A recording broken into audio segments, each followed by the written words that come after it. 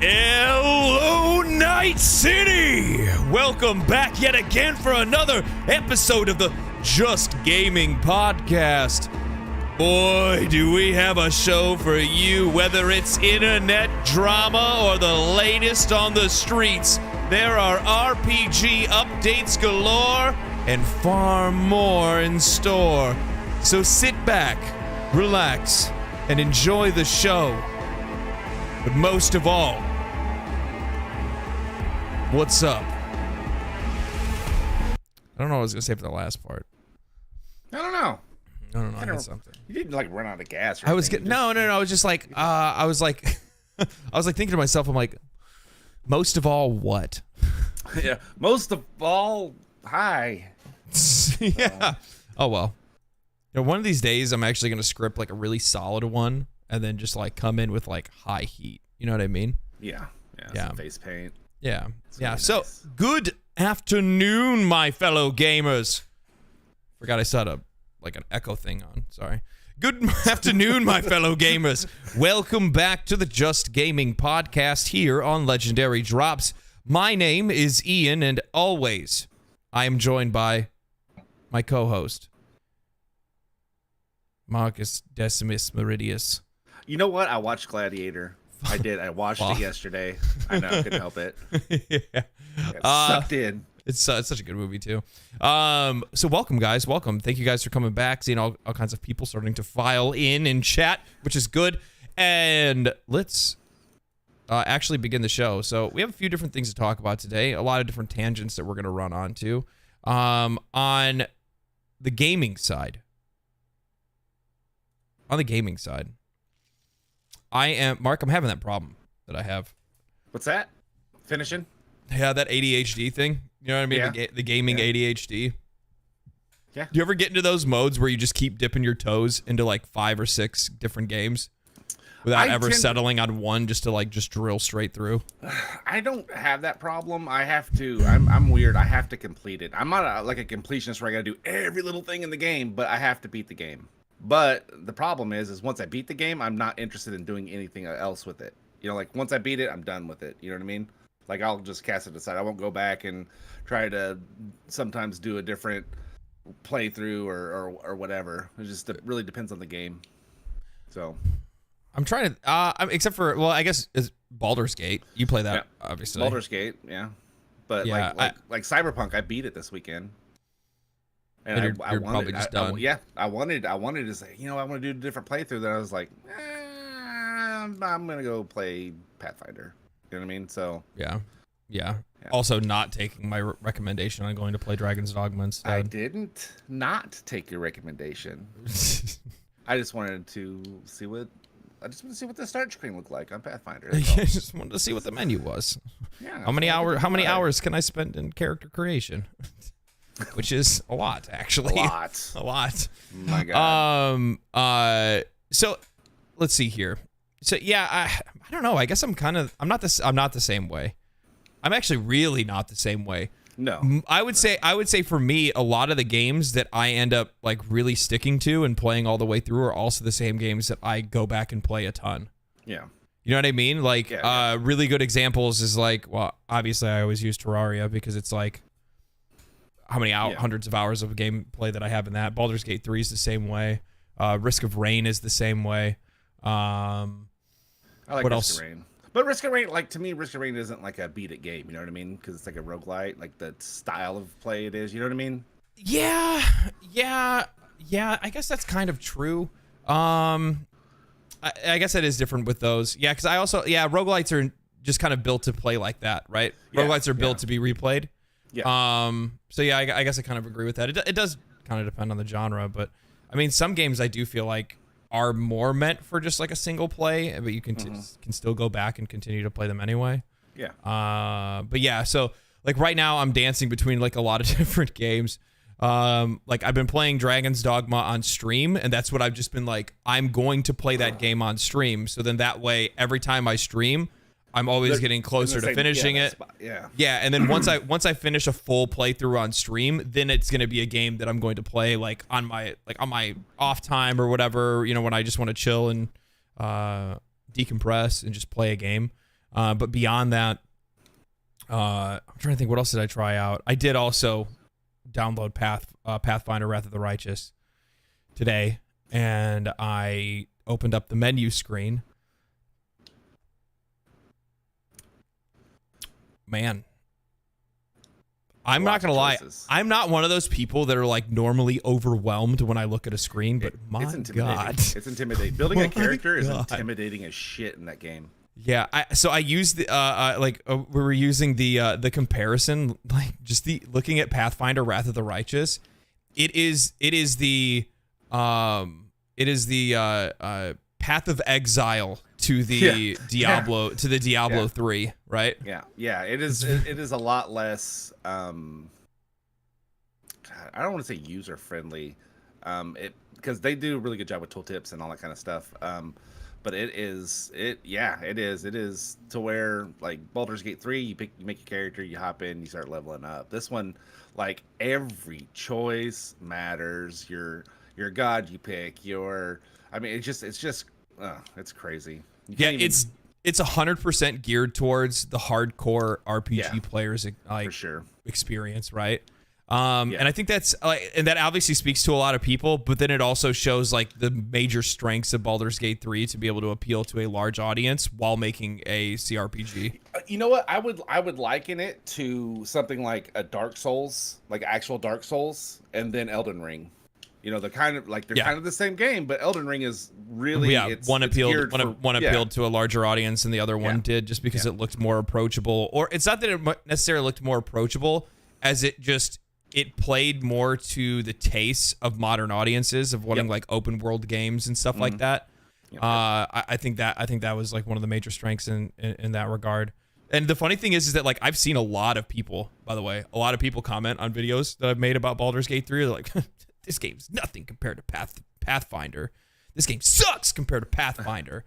And I'm like, I could easily see people that really enjoy hardcore RPG experiences really having that kind of opinion on it. Yeah.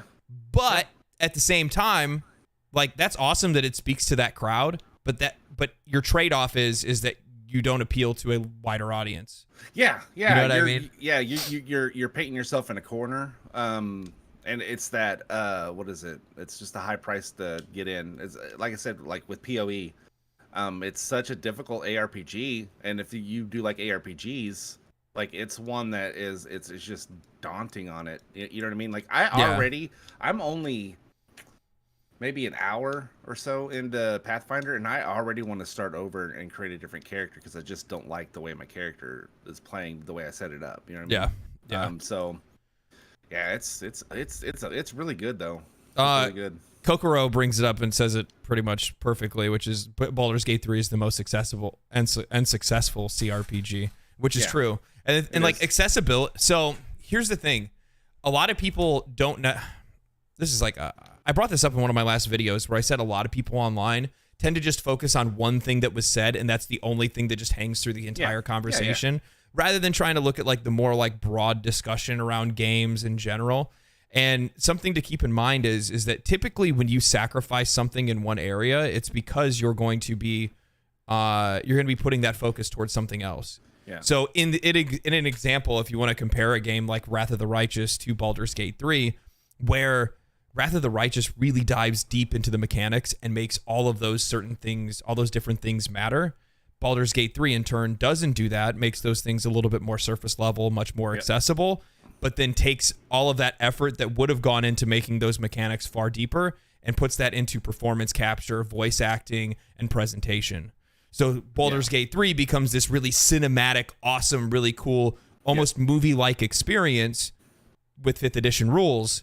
Yeah. Whereas like Pathfinder, at least from my initial like very beginning tastes of the game, is very much just like, this is fucking hardcore mechanical CRPG gameplay. Buckle yourself in, and you're going, and you know we're going to take you on a we're going on a ride. Yeah, we're going on a ride with this, and you're really going to have to think very critically about what you're doing with your character, what you're doing in combat, and what you're going to be doing in the future with gear and stuff like that. Here's something I don't get. I'm gonna answer Ingvar here in a second because I don't like ignoring. Oh, hey, Iron Lords podcast and their viewers just joined.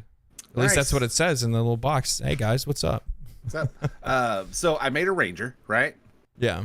And so I was like, you know what? I'm gonna be a beastmaster. You know, I'm gonna have a pet. And you know what my first pet that I could choose was? The only pet that I could choose? What? Guess what? Just guess. Cat? It was a horse. What? It's a horse that you like. An attack horse. The game has mounted gameplay. Like you can ride the horse. Yeah. Or the horse has its own deal.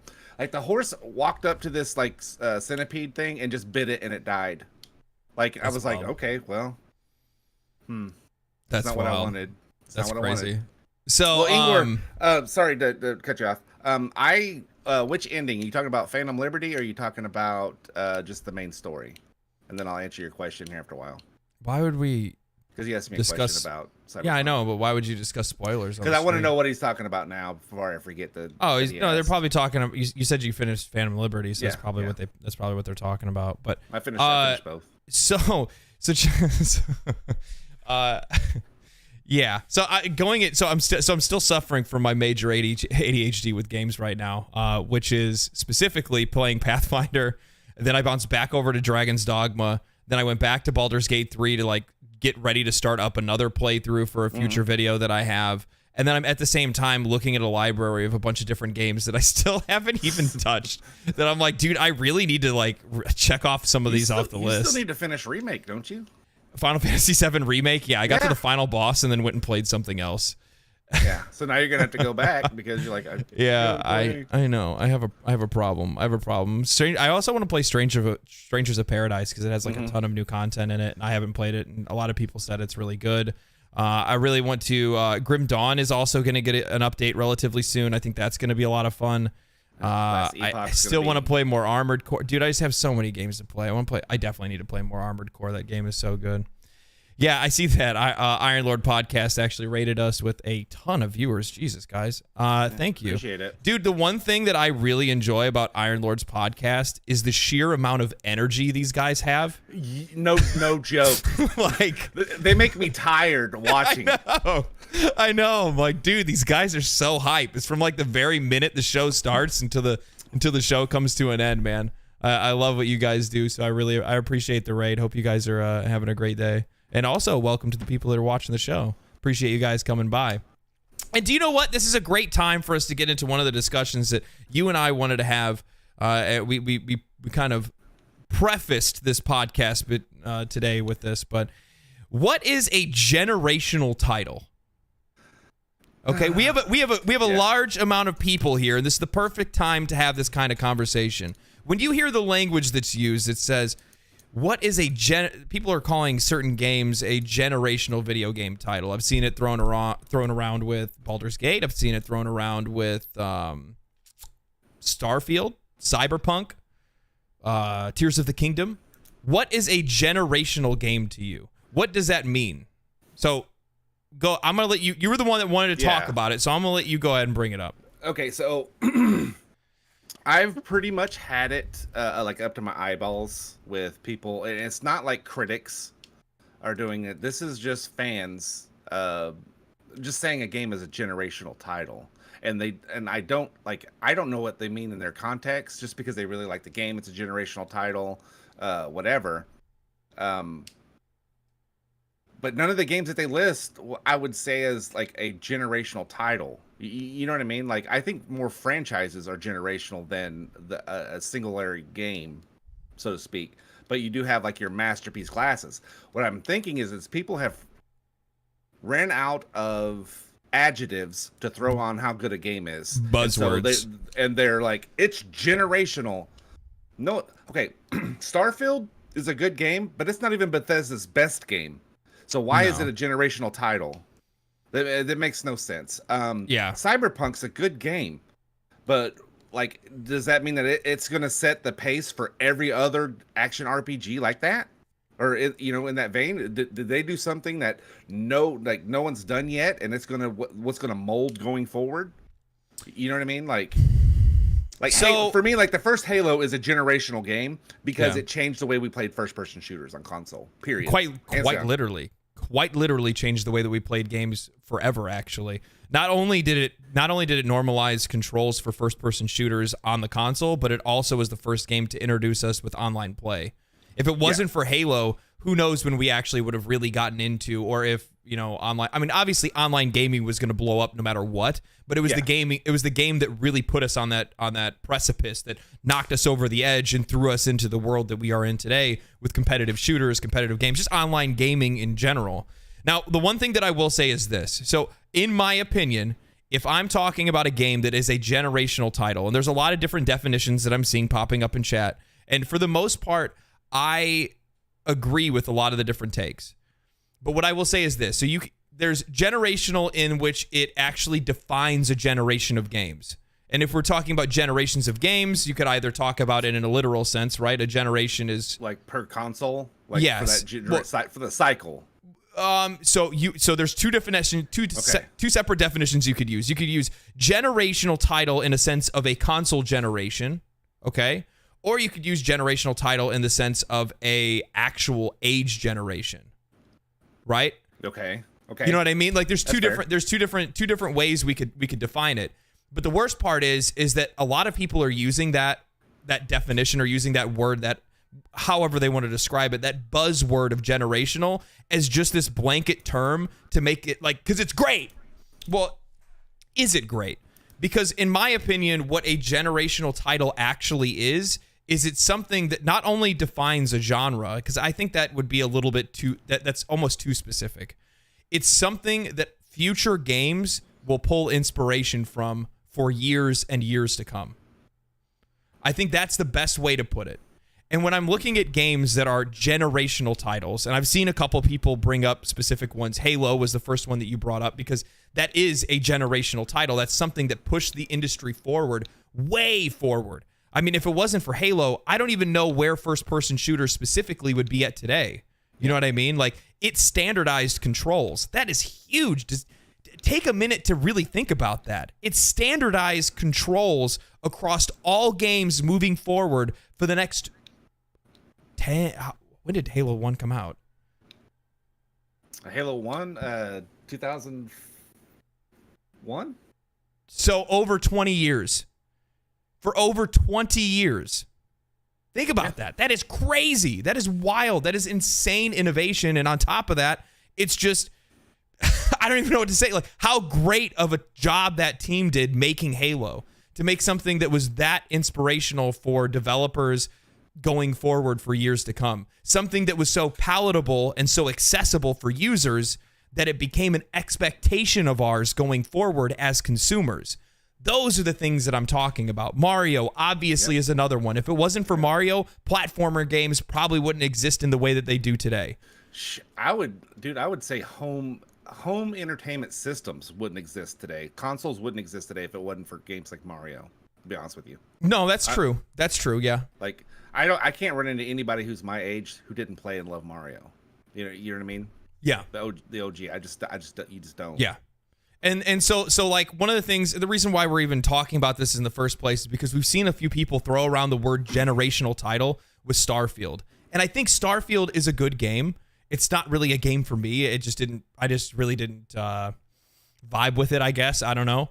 But it's not a game that I see that brings anything to the table that no other game has done, nor is it anything that I see that a lot of developers are going to be grabbing onto and pulling off into the future.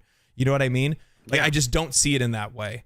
I look at a game like Baldur's Gate and I see absolutely incredible voice acting. And I see performance capture that we have never seen in games before. There are games that have come close, but your conversations that you have with NPCs in that game we're getting close. This is the step where we're seeing that we're getting closer and closer to indistinguishable dialogue between you and an NPC. Yeah.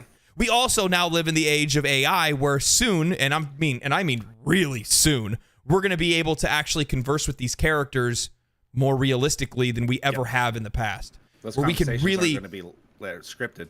Exactly.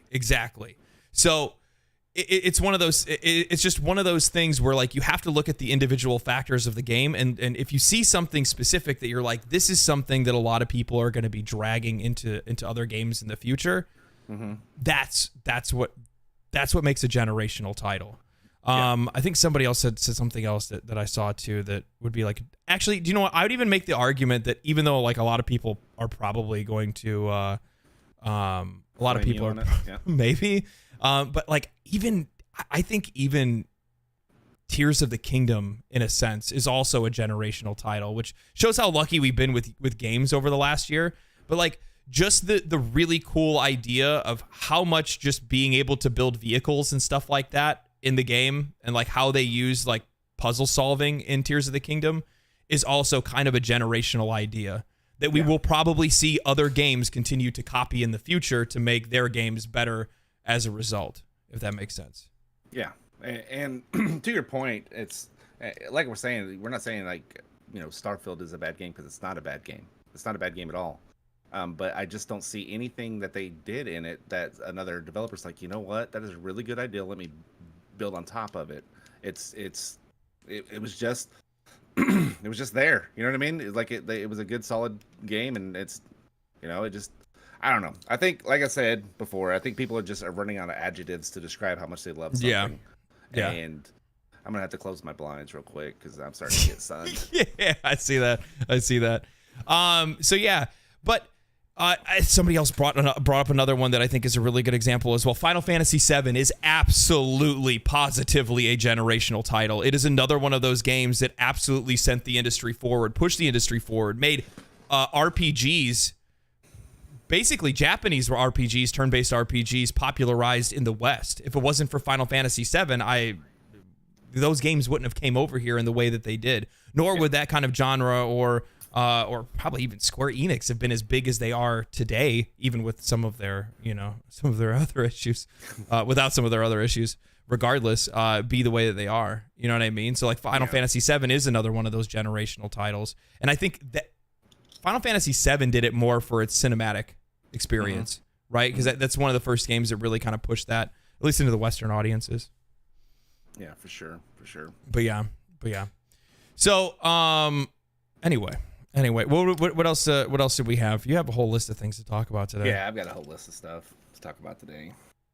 I don't know why it came up, and we'll just take a quick second. It's like outside of gaming, but it's still gaming because it's chess. Okay. And you why remember? Why are you talking about this, dude? Why are you so obsessed with the chess player, dude? Just because the headline.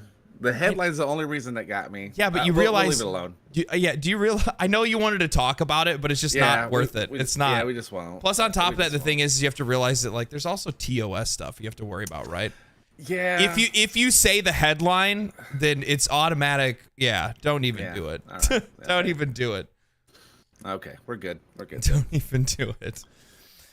So the things that there was actually something I wanted to talk about specifically with Cyberpunk. So I was actually watching a few other content creators and reading a little bit of the news. Did you see like their stock prices for CDPR went through the fucking floor?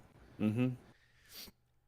Well, they spent $125 million to fix the franchise. Yeah. Between the DLC, which cost them 80, and fixing of the vanilla game, and I believe. Yeah, I think that's it. Between the two of those is 125 million. Yeah, which is quite a lot of money. I think to fix a game that's been out for 3 years. So it happened directly after their investor right after their investor call. And the wild thing is that like there's a bunch of people with a bunch of really weird takes on it. Like some people are saying, oh well, it's because it's because of how much they spent on fixing Cyberpunk, and I'm like, I don't think that's the reason why these guys are pulling out. I think it's definitely them just riding on the high and then selling before the stock drops, right? Because you have to keep in mind that CD Projekt Red is going to be going into like sleeper mode for a little while here.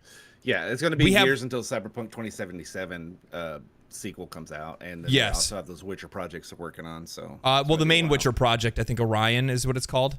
No, that's the Cyberpunk one. Is Orion. Okay, so I forgot what the Witcher one is, but the next Witcher game is obviously still a ways off as well, and so is the next Cyberpunk game. Yeah. So and they're abandoning the Red Engine and going with Unreal Engine 5 on all their games going forward. To clarify, the 120 million was for them to fix the game, so all of the time they spent patching the game, as well as the DLC that they made for it as well. Yeah. So and the marketing costs. That was the big thing that they pointed to, was like how expensive the marketing costs were for Phantom Liberty. Yeah. Which I don't have the exact numbers in front of me or anything like that, but like that was one of the major costs that they had. And yeah, I mean, I've had this conversation. I've had this. They pay IBA to be in the game. You know. What I mean? So. That's true. But IBA Ildris. Ildris, you mean? Sorry, Ildris. Sorry, I was playing a different game. Who's IBA? So, but just as an example, this is something that I brought up in a lot of other videos that I've made on this channel. If you guys have watched them, or for any of you new folk that are running through from the Iron Lords podcast, but one of the things that I've talked about is how much these developers have been paying for marketing costs. And like we saw, and this is something that we saw as a result of the ABK court cases, when the Sony documents came out and they showed what was it? Oh my God, what was it? Oh, it was Horizon Dawn. Horizon Zero Dawn. It was like $280 million to produce or something like that. And it showed that like $80 million of that was the marketing budget alone. Which is just how weird. No, here's what's weird. Here's what's weird. And I get it. You're trying to sell consoles, so that's why they did it. They tried to sell consoles. But like a third party game, I get spending a big budget on it, because you're trying to get, you know, the multiple markets, the multiple console markets and PC. But when it's an exclusive in-house game, you know what I mean? And do you know what's kind of weird? Last of Us 2 also spend a serious amount of money as well. Yeah, no, that's true. So, and the thing is that you look at it and it's like, well, how much actually went into the full development of that game? And then that's when we start actually really playing with the numbers, and we go, well, wait a minute. When you guys are complaining about how much money you have to spend to make these games and how expensive games are getting, you see Capcom's president coming out saying that we need to raise the price of games to $100.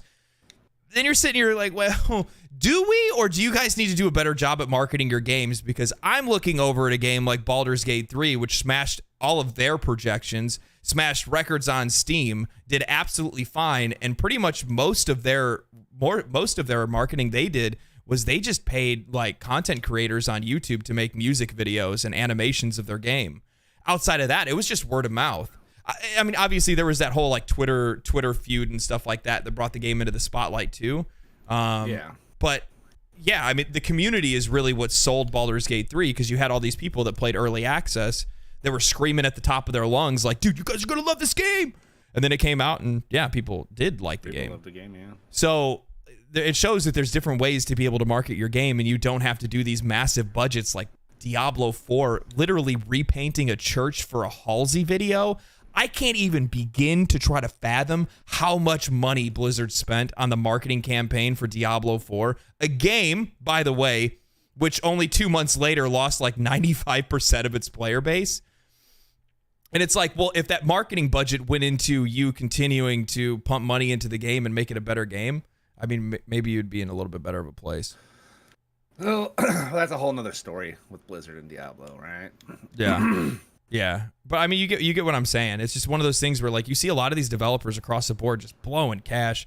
I think eventually I'm gonna probably do a video on that where I kind of dive into just marketing budgets and marketing expenses on a lot of these video games and how a lot of that money could probably be redirected. Maybe that's why they get all the higher ups get in trouble for all their scandals. You know what I mean? It's because they're running it like it's like a, you know, they're just spending money however they want to spend money. You know what I mean? They're like Colombian drug lords, but with games. Did you see in France 5 of the ex Ubisoft upper echelon got arrested for all their misconduct that they got fired for? Yeah, dude, that is wild. You know, Bobby Kotick's like, oh shit. he's like, it's coming. It's like, it's not just us. It's not just us. It's somebody else. See, guys? See, we're all the same. We're all the same. No. Oh, God. Yeah. I thought that was a trip, too. I was like, damn, dude. I'm like, that's a lot of, man. I couldn't believe it was that many people, actually. I think that was the thing that kind of caught me off guard. It wasn't just a couple of guys. It was what, 5 people in total or something like that got arrested? Mm-hmm. Yeah. That's wild, dude. That is wild. Genuinely wild. Speaking of CD Projekt Red, while we're still on it, the president and CEO, he moved to a different position, stepped down and moved to a different position in the company. Oh yeah, I saw that too. Yeah. I mean, that could also be a potential thing where that could be a potential thing that I don't know, dude. I don't know. Yeah. Like that could be a reason why a lot of the shareholders step back. Yeah, it So could be. Let's see. So, one of the other things I want to talk about is we had made a little bit of news with Baldur's Gate 3. I want to talk about that for a little bit. We can talk about a couple other things as well. Oh, you're not even on the screen. What happened to you, bud? I went to the bathroom right now. Okay, I don't know why it messed you It's up cool. like this. Just keep rolling it. Yeah, I'll fix it on the fly. We'll fix this on the fly. So what the hell is this? Welcome to the Ian podcast. Yeah, welcome to the Ian podcast, guys. It's just me right now. Oh, for some odd reason it like kicked you out of there. That's why. There it is. All right, we fixed it. Anyway, so Baldur's Gate 3 just recently had one of their biggest updates, or another feature update where they added some more stuff to the game. Also, the preface of the title of this video or this podcast today, that Baldur's Gate 3 should be more like Mario Kart, actually just kind of comes from a discussion that I saw blow up like last week that we didn't get the chance to talk about. Do you see those guys that were talking about how Baldur's Gate 3 should be a action-based game, and how I did. and how Larian, I'm just trying to like wrap my mind around like how people think money works inside game studios in general. They're like, yeah, you should take your profits and reinvest them into making it an action game instead.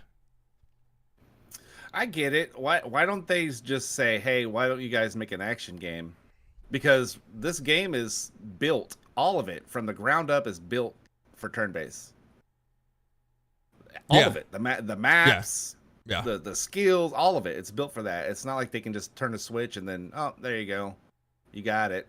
And then people will compare it to, let's say, even not Path of Exile, Pathfinder or... Jackie, can you please ban people in chat? Thank you.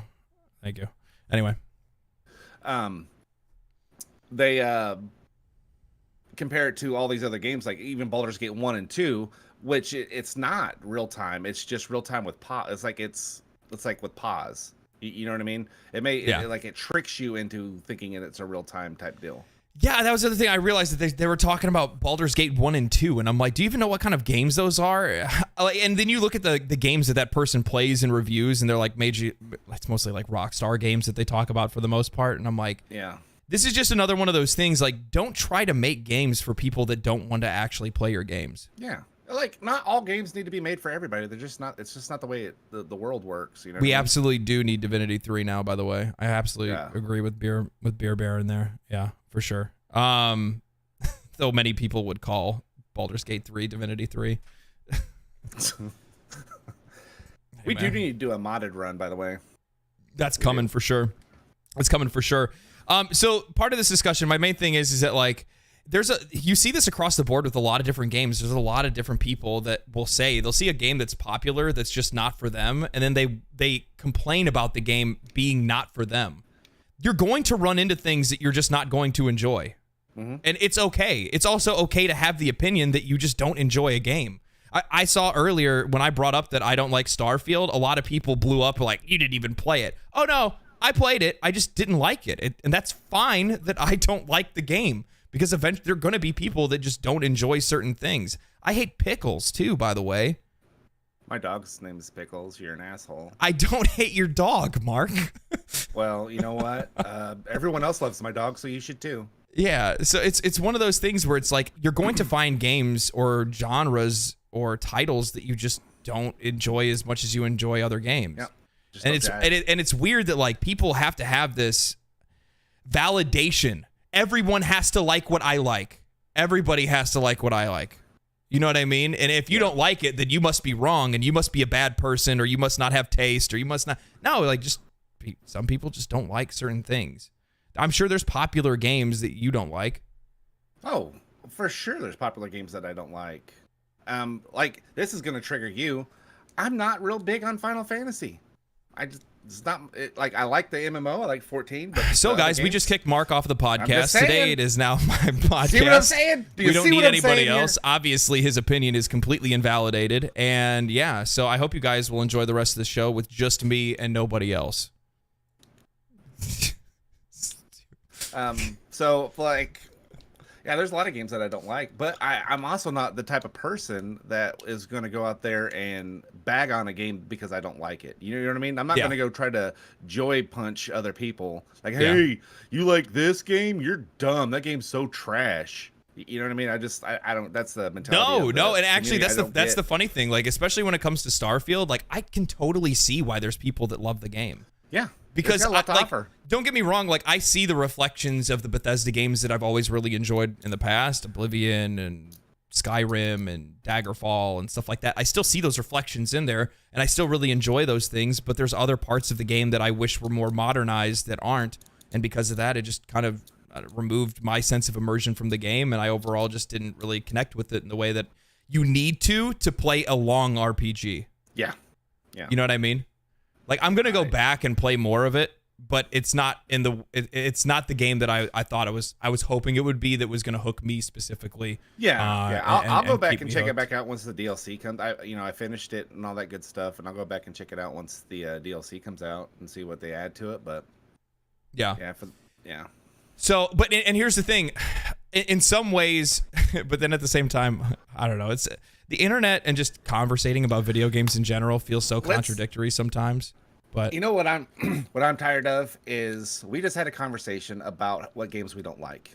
Okay, there's games that we don't like. That doesn't mean that they're bad games. When someone calls you disingenuous because you don't like a game, or they can't argue your point, they can't argue against your points for the game,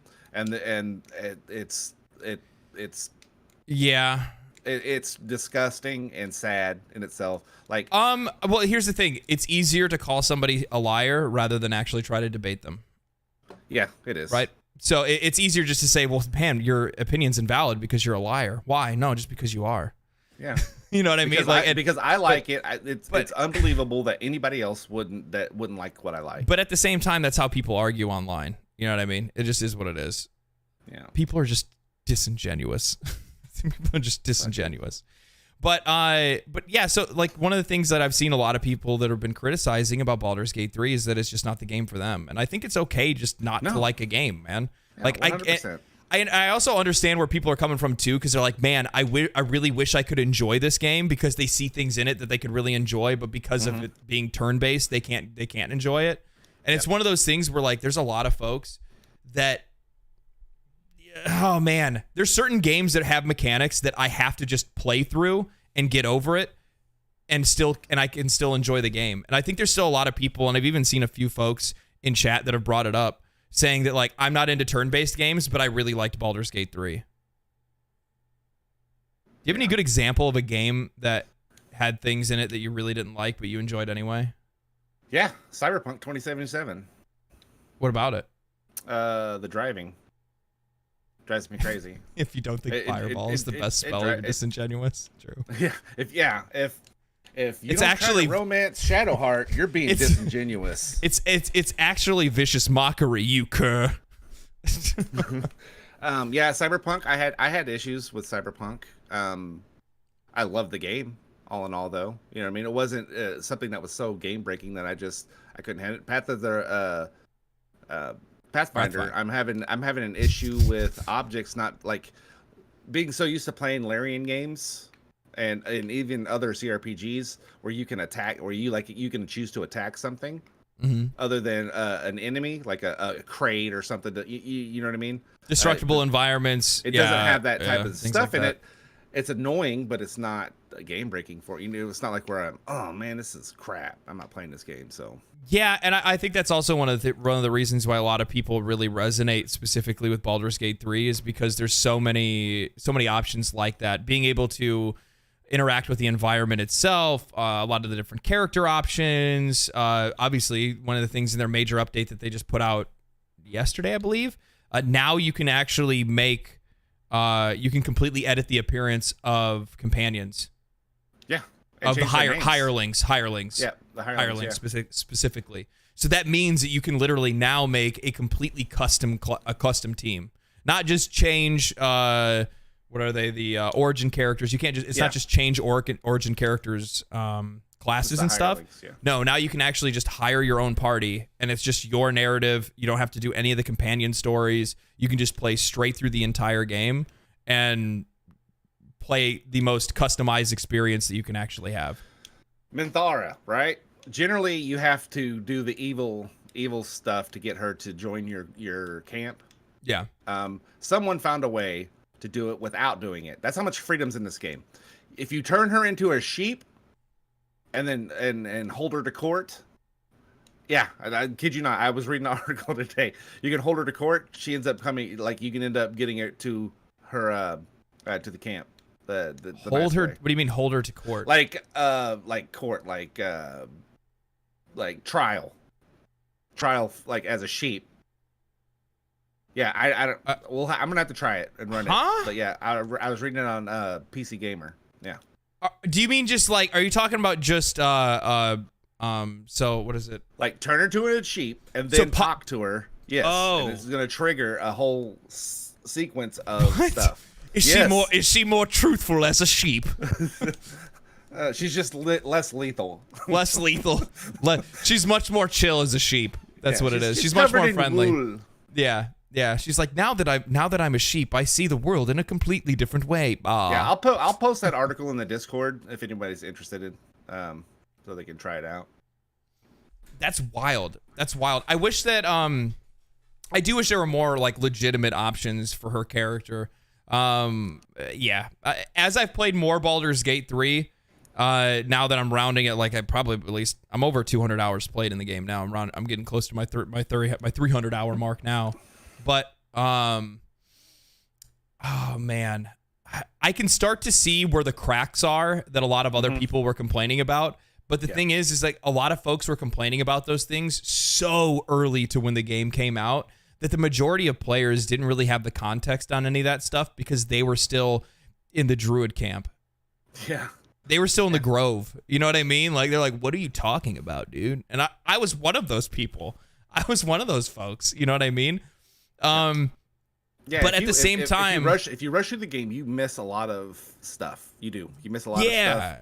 And it can actually severely alter your total perception of the game. You know what I mean?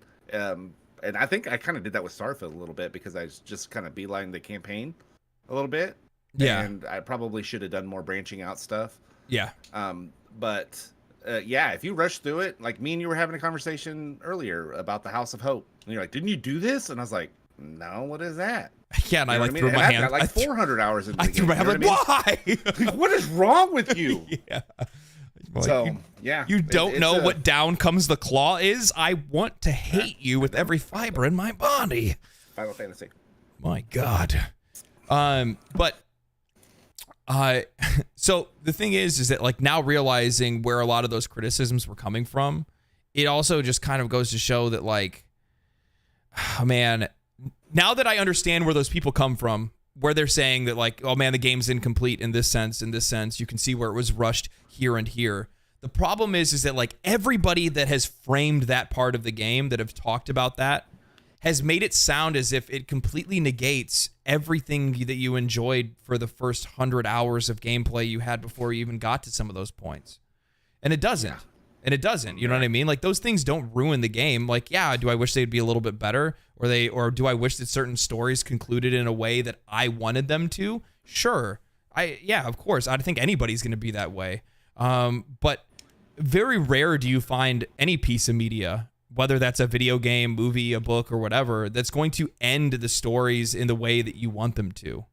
You know what I mean? Well, yeah, and the thing is the games that do, you know, they end the story the way that you want them to, because a lot of games do that, just like the movies and everything else. That ending's supposed, I mean, in the game, that's the good ending. You know what I mean? That's the one that you're gonna assume what's gonna happen, and it happens. And like with Baldur's Gate, your decisions make consequences, and those consequences will alter what you wanted to happen towards the end. You know what I mean? So Yeah, it was like with Mass Effect, for example. I played Mass Effect and I've saved everybody before. You know, like at the end of the game, everybody's still alive. And then you've got another playthrough, and like the people you like, they didn't make it. They didn't make it. But it was the choices that I made. So Yeah, it's I don't know. So, but it's one of those things where I guess you have to kind of take all of it into context. And I do want to like eventually like actually have more of a deep discussion on some of the flaws of the game and where they can improve, and where I hope to see them improve in a definitive edition, which we obviously know will end up being released eventually. You know, it's what they do. So, and we can already see them gearing towards doing something like that anyway. Because I will say there are things in this game specifically that they have definitely made the same mistakes that they made with Divinity Original Sin 2. Yeah. Right? Yeah. Like they had a lot of third act mistakes that they made before in Divinity Original Sin 2, but they didn't make it in the same way. And a lot of folks led me to believe that when I got to Act 3, it would be just like Reaper's Coast. Is that what it's called? Yeah. Yeah. It would be just like Reaper's Coast. And I'm like, so then I get to Act 3 and I'm like, what are you talking about? There are so many quests. There are so many storylines. There is so much. Act 3 is just as, if not more, deep in like quests and things to do than Act 1 is. Yeah. No, it is. It's got a lot of set pieces, but like the problem, now we've discussed this before. The problem is by the time you get to Act 3, and then Act 3 dumps XP on you, like you're max level for the majority of Act 3. I was, at least on my playthrough, and that I wouldn't say that bored me, but it made everything that I do, the fights and encounters, trivial. You know what I mean? Yes. Now I'm just gonna push the narrative to the end of the game because I want to start a new playthrough, right? And see how to do it different. Yeah. And I think that is Baldur's Gate's like biggest flaw, in my opinion. I think leveling is way too fast for that game. So, yeah, and did you see there's mods to level faster? Yeah, why? Like, why?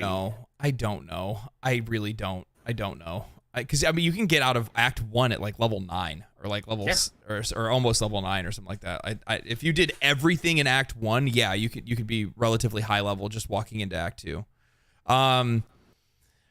Dude, so the other thing is that along with this discussion of Baldur's Gate 3 should be like other games, right? Because that's the preface. That's the whole reason why I said Baldur's Gate 3 should be like Mario Kart, is that a lot of these people are making comparisons to other games. They should, Baldur's Gate 3 should have this. It should have this. And now the other thing that I see also popping up is difficulty. Baldur's Gate 3 should have another difficulty setting. That's going to be modded in. Two, I mean, yes and no. If anything, there needs to be something that stops me from leveling too fast. But at the same time, I feel like that would be really painful at the beginning of the game. Because those first 5 levels, they're pretty rough. They're rough. Just because you're trying to roll against such higher rolls on dice. Yeah, that like there's so many opportunities. There's so many opportunities for you just to get smoked, dude. Yeah. And it's just like, I don't know about that. But yeah, I also can see where a lot of people say like the upper city stuff, where they were upset that like the upper city's not explorable. But then at the same time, I'm like, I'm already level 12. What am I gonna fight? Things that are stronger than me? Like, isn't the point for me to feel like by the time I hit max level in this game to be like an absolute god?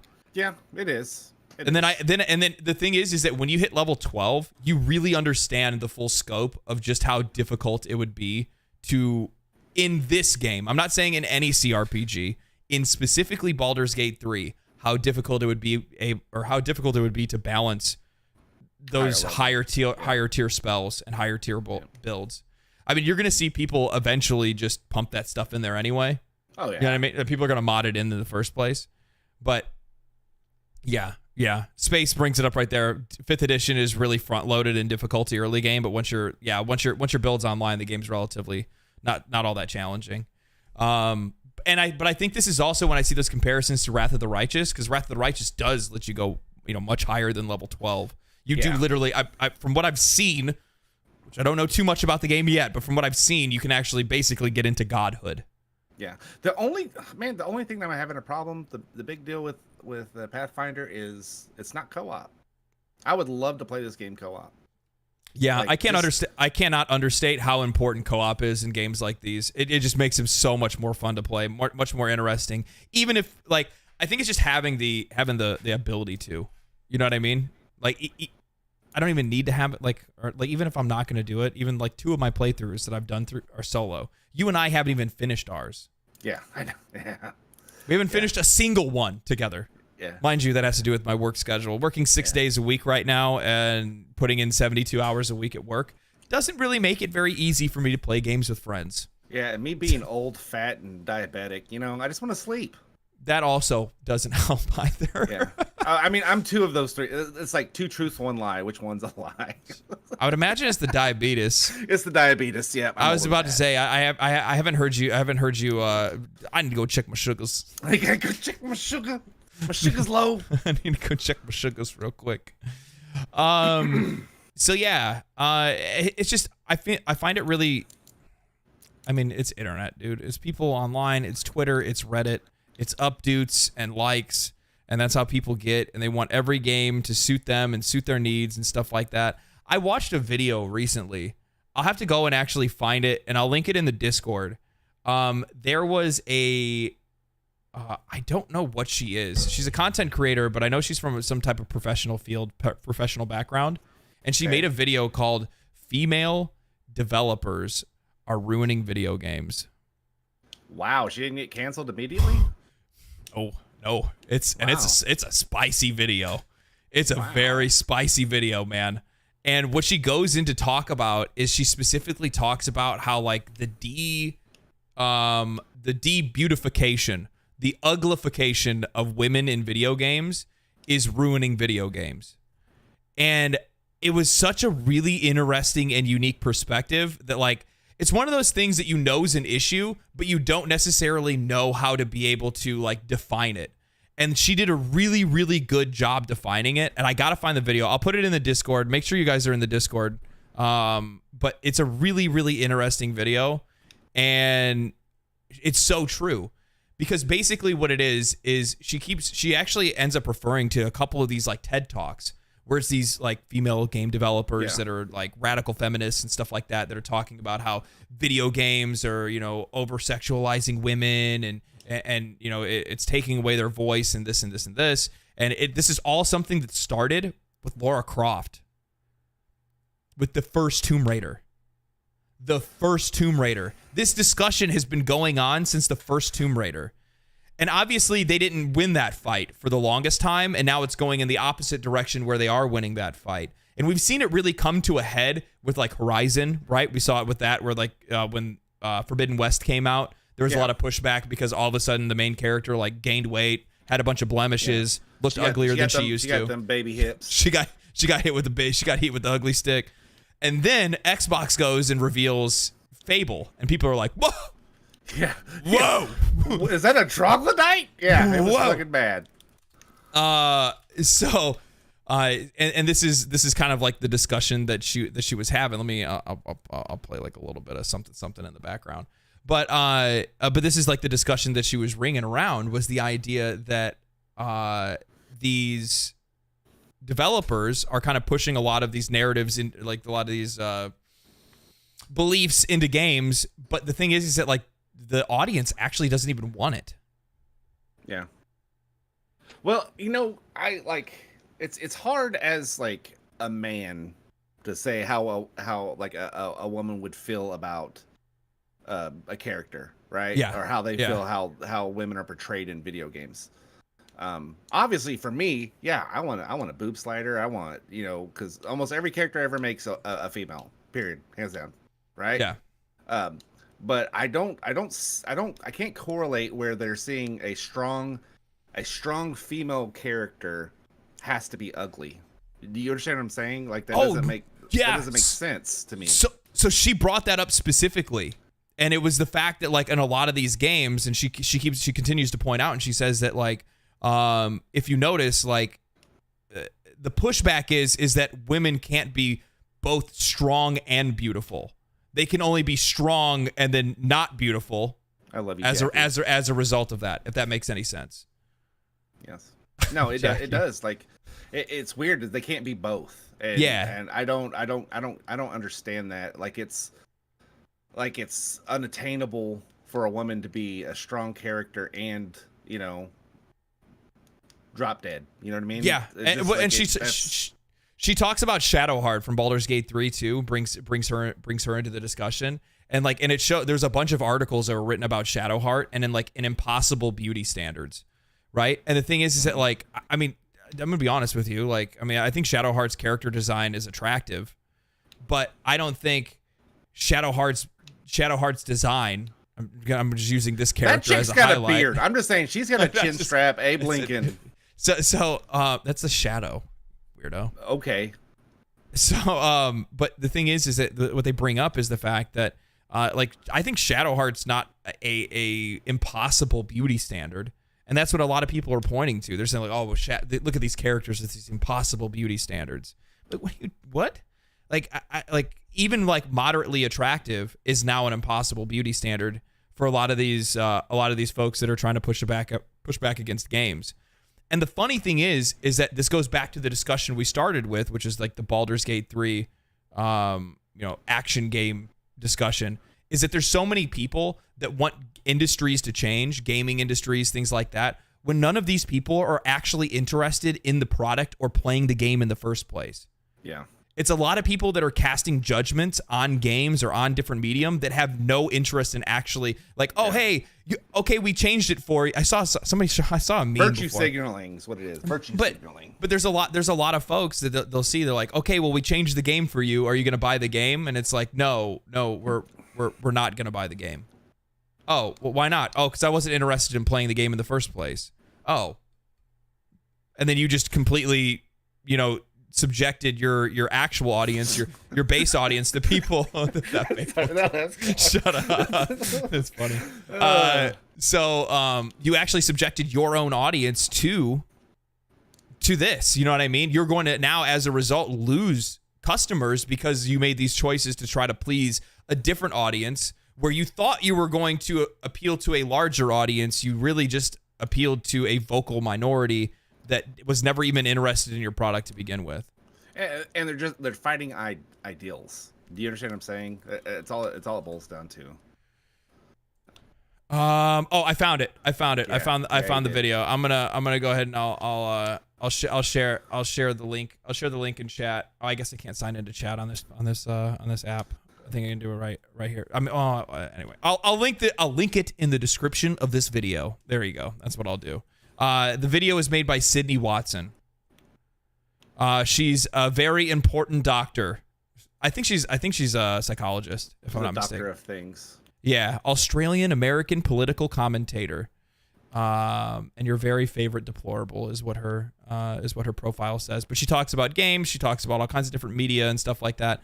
But yeah, she made a video that was titled "Female Game Developers Make Everything Ugly." That's what the title of the video is. Yeah. It was an interesting watch, and the thing is like a lot of the stuff that she did some research on, and a lot of the different conversations that she found, especially stuff over at like the gaming conference and stuff like that. It's interesting. It's interesting. So, yeah, I definitely suggest people go check it out because it's interesting. Yeah, it's like. Okay, so my wife says this. Maybe Jackie will answer this for me. Women don't dress up for men; they dress up for other women. Right? Yeah. So, like I said, I can't get into the psyche of a female and see how they feel about it because not everybody feels the same way. So, it is interesting. We'll see where it goes, but yeah. I mean, feel like that's also slightly disingenuous. Women do just dress up for men as well, right? Not really. Come on. Not really. Not really. Oh yeah. Okay. When they're at your house, do they dress up for you? Sometimes. Dude. Sometimes. Man, we're not talking about late night red light specials, buddy. We're talking married too long. we're talking about just going out about town. Yeah. Right? Nanis says, "Don't ban me, but it's always ugly people complaining. It's so annoying. Games are about escapism. Nobody wants to play themselves in a game." That's not a bannable thing, dude. What I'm gonna say is this: you're right in the fact that games are about escapism. We like looking at attractive things. I don't want to look at like things that I don't find attractive. I think that's pretty normal for a lot of people. And it's not that you're necessarily sitting there wanting to date the NPC that's on the screen. It's just because it's more attractive to look at because I'm playing a game that is supposed to be attracting my attention. Right? But at the same time, like, there's tons of games. There's tons of games that we have there's tons of games that we have played that are hideous, and the characters are hideous. That we've had an absolute blast playing. The problem is that we get so sucked into this discussion about how characters look, and we start forgetting about how games play. Yep. You look at a game like Solasta. It's ugly as sin, but it is so fun to play. It is so fun to play. The characters look terrible.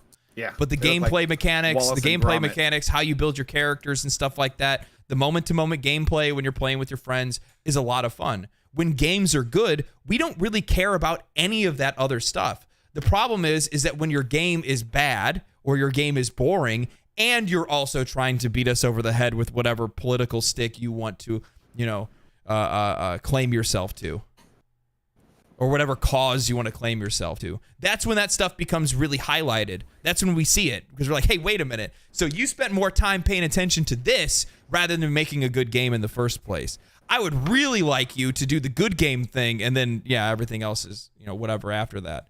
I gave a really good example of this before. I said, you know what the most insidious type of game design would be? Microtransactions and all that stuff, because we all obviously hate microtransactions and things like that in games. But one of the things that I said is that the most insidious, evil practice you could do is make one of the best, most fun, most beloved, most addicting games of all time and put microtransactions in it. Because chances are people aren't going to complain about the microtransactions. They're just going to play the game and enjoy it. And they'll also be able to completely make the excuse to be able to buy things in the game in the first place. I love this game. I want to pay a little bit more into it.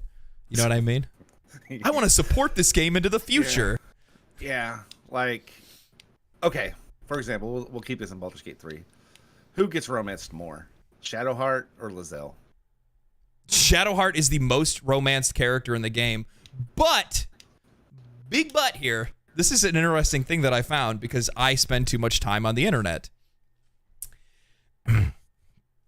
Shadowheart is the most in-game romanced character, period. Are you about to drop some fan fiction on me or what? What are we doing? But the fanfic, all of the fan fiction, all fan fiction, it's Asterion like 15-1. Like 15 to like it is an overwhelming amount of people making fan fiction about Asterion, but everybody's romancing Shadowheart in the game. So like somebody actually brought it up that they're like, oh well, it's because like a lot of women take part in like the fanfic stuff, like women like reading like that kind of, the spicy posts things. The page turners. Yeah. That's just funny. It must be funny. Must be the straight girls, probably. All the down bad girls, we know who you go for, and it's not Shadowheart. They go straight to Karlach, straight to her. Hop in those big, burly, fiery arms. Look into those fiery eyes and just tell her to take you away to a great place, somewhere that's just not here. Let's forget about that big brain. You know what I mean? I don't need big brain. I need big muscle woman. With a big heart. Let's be real. Who doesn't want Karlach to just Karlach? I can't help myself. Who wants Karlach to just throw them over their shoulder and just run off into the sunset? You know what I mean? Yeah. Thick thighs save lives, buddy. Oh my god. So what else do we have to talk about today? There's some other stuff too. Diablo. Redfall's. Oh yes, let's talk about Redfall for a second. For a slight second, because here's the thing. This is just a highlight. I know. But you have to realize that one of the things that I've realized is that like when a game has no players, that also means that nobody really wants to talk about it either. Yeah. No, this is just a highlight. Okay. And the only reason it's a highlight is because I saw the update, the 60 frame update, right? On Twitter X, someone posted how Redfall's fixed, and so I did a little. I saw this article and I was like, oh, okay. And then I looked. So Redfall got its 60 frames per second update, and a lot of people are happy, and that's great. If you enjoy the game, that's awesome. I'm not saying whatever. But to this guy's tweet, and I'm talking to this guy specifically, PC's had 60 frames per second since its launch, and there's only 3 concurrent players playing the game. So it's not going to fix it. I'm just saying. I had bad bones from the get-go. But yeah, it's getting a 60 frames per second update. Download it and play today. So here's the thing. I do not count out any game until it's actually done. Yep. Until that developer literally puts down the pen and says, you know what, we're done with this one. Yeah. And they just say, that's it, guys. But when you hit 3 on Steam, do you think they're going to keep going? Do you think they're going to keep putting money into it? I don't think it matters. Why would Steam matter?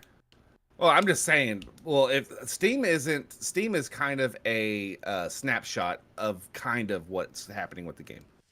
I mean, yes, but then also no, because most of the people that are going to be playing or were excited about that game coming out in the first place were the people that were on Xbox and Game Pass. So it all depends on whether or not people on Game Pass are supporting the game. You know what I mean? I got and you. even more so, the thing is you have to keep in mind that if Xbox does want the game to continue to like work on itself, they're going to continue to pump money into it because that's what that relationship is there for. Right? Yeah. The idea is that Xbox and Microsoft can bankroll these companies so that they can be as creatively, as creative as they want to be. They can have as much freedom as they want to have. But also at the same time, now that I think about it, I don't actually believe in the freedom part. I don't. And you want to know why? Because they put the game out in the first place? No. It has nothing to do with that. That stuff I don't even care about. No, it's just it's just an observation that I have with it's just an observation that I saw with Starfield, playing through Starfield. Is that like it's very PG-17. Okay. PG-13, sorry. PG-13. My brain went 17 for some reason. PG-13. It's very PG-13 in the way that it like portrays a lot of different things, and it's because it's a Xbox it's a brand game. It's an Xbox brand game. Like, This is their Halo. This is their Gears of War. This is their Starfield. Yeah. You know what I mean? Okay. So like, there's certain things things that they'll do and certain things that they won't do. And I think there might be like kind of some limitations that are set on these studios. Oh, for so things like that they can portray. They tier, what you're saying is they basically tier their studios. Yeah. So it's kind of like, I mean, you're not gonna see Bethesda come out with a game that has like nudity. Like actual, you know what I mean? Because that's not a very Xbox safe brand kind of thing, right? No, blood and guts, kind of. That we got that for our Gears of War, right? But like certain games, they want to appeal to a certain subset of audiences. Yeah, and I think that there probably are some restrictions in place for these studios to make certain stuff, but on the other hand, at the same time, they're also there to try to make sure that they're going to support those studios to do whatever else that they want to do, as long as it's within the confines of some probably relatively flexible rules for the most part. I'm not trying to make it sound like they're trying to put these developers in jail or anything like that. But yeah. So like every company's got their own like guidelines of what's acceptable. I mean, hell, the scene that I had with Judy in Cyberpunk 2077 made me blush. That's probably the most graphic, like massive game that I've ever seen a scene like that, and I was like, holy crap! Ooh, Judy, stop! Yeah, that's pretty. Yeah. That's nice. Yeah. Oh yeah, I need to get into that. Yeah. Or onto it. I guess I don't know. I know what you're saying there. So anyway. So, to be honest with you, like, I think the Redfall thing is something that I'm just going to keep, like, a solid, like, crooked eye on if I can, because the thing is that, like, what if they turn it around? I mean, that'd be kind of cool if they did, if they continue to work on it. They kind of have with Halo, right? So Halo's doing much better than it ever has. Let's see. I mean, we've been pretty critical of Microsoft Studios' handling of their studios. So I don't know. It's just like, for me, like, the bones are bad. You know what I mean? It's not like it's just like bugs. It's it's more the base of the game. It's more of like the idea that they started with was just a bad idea, right?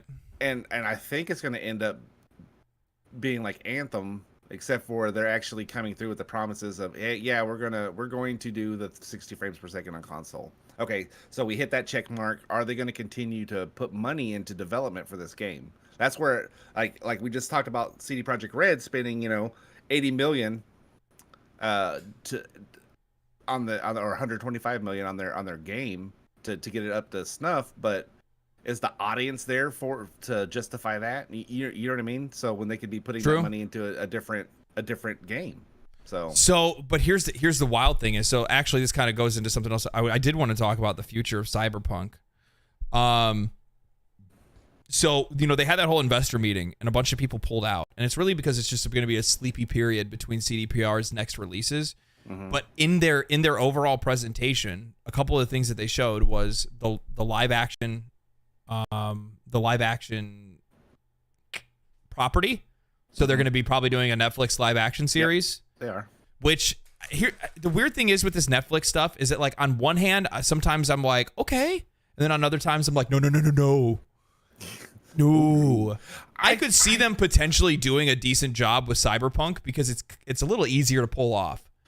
But then at the same time, as Cowboy Bebop was terrible, One Piece is fucking incredible. Yeah, it is so good. I watched it. It's so good. It's so genuinely good, and it shows you the difference of when you give it to people that actually care about making something good, or you give it to people that want to go and use it as a way for them to, I don't know, make weird shit. Yeah. But people want to use it as a pedestal for whatever movement they're a part of, or whatever belief system that they prescribe themselves to. You know what I mean?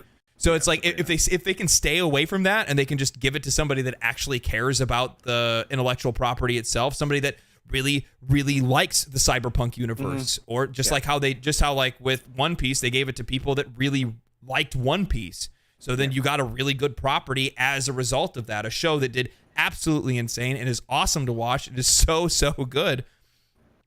But you have to have those original creators involved, and moreover, you have to make sure that the cast, you have to make sure the writers, you have to make sure the director, all of those people. They actually, it looks like they put money into it too. You know what I mean? Like most live action that they do of stuff, they don't really invest a whole lot into the production value of the show. And like One Piece was a pretty high production value versus, God, I don't know, the other movies. I don't even think Netflix made these movies. Like the Bleach one, there was a live action Bleach that was okay, and then you had a live action Full Metal Alchemist that was awful. Yeah. You know what I mean? It basically fell down on the production value. You know what I mean? So yeah. So outside of that, it looks like potentially there could be another Cyberpunk 2077 Edge Runners.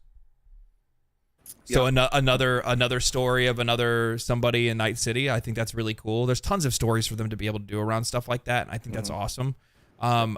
Just continue to pump that anime out because the last one was incredible, and if they can make anything that's even close to that, and you're on the right path. Almost all the articles talking about Cyberpunk's redemption arc, almost every writer credits Edge Runners as the catalyst that changed the perception of Cyberpunk, like 100%. No, you're absolutely right. I think a lot of people came back to Cyberpunk, or at least had more of a positive outlook on Cyberpunk when they saw Edge Runners. Yeah. Especially because they made the announcement that they were gonna put like Edge Runners stuff into Cyberpunk. Yeah. And this also coincided with a lot of the updates that they were doing as well. You know what I mean? What's wrong? I don't know. Someone said I look absolutely devastated. This is just my face. Yeah, you do. You are devastated. Oh no. You want to talk about? Have you beaten Cyberpunk? Have you beaten any of Cyberpunk? No. Are you talking about the DLC or no? I finished the DLC. Set pieces in that game are awesome. All right, and the DLC set pieces in the main game are awesome too. I finished both. And what I'm going to go back. I am 58 hours into Cyberpunk right now. It's a save scum kind of deal because at the end of roll credits, you can go back to that point of no return spot, and I can go through and change my choices. My only issue with the ending on Cyberpunk was it was very binary. It was either this or that. You know what I mean? And I think I'm correlating this into Baldur's Gate 3 when we're talking about people upset with the ending. It's because the game gives you so much freedom before then, and then it takes it away at the end. You know what I mean? It's just this. Yeah. There's no. Yeah. And I think that had a little bit to do with it. Like Drake sat there and watched my ending. He goes, "Oh, you got the bad ending." I was like, "Oh, thanks." He goes, "I haven't done that ending. That one's bad." Oh, okay, cool. See you later. Bye. Yeah, man, you make me really want to have kids. So yeah. Yeah, outside of that, there was also somebody else brought it up in the chat as well, but there's also a Cyberpunk sequel potentially. There's another Cyberpunk project that they're working on. I've also seen them have a little bit of they're not sure if they want to make it first person again or if they want to make it third. You know what? Them changing away from Red Engine into Unreal 5 for all their future, Cyberpunk included, all their future endeavors. I could see third person being pulled off better. Like over the shoulder, like Nathan Drake / Gears of War style, or what? I'm thinking more Witcher style. How the camera works on that game. I don't know. It would definitely change their combat system.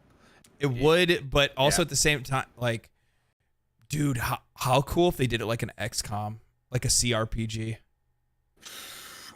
How would you feel about that? I would enjoy it, but people who don't like CRPGs are gonna be like, this game needs to have real time combat. True. So it's like, I don't know.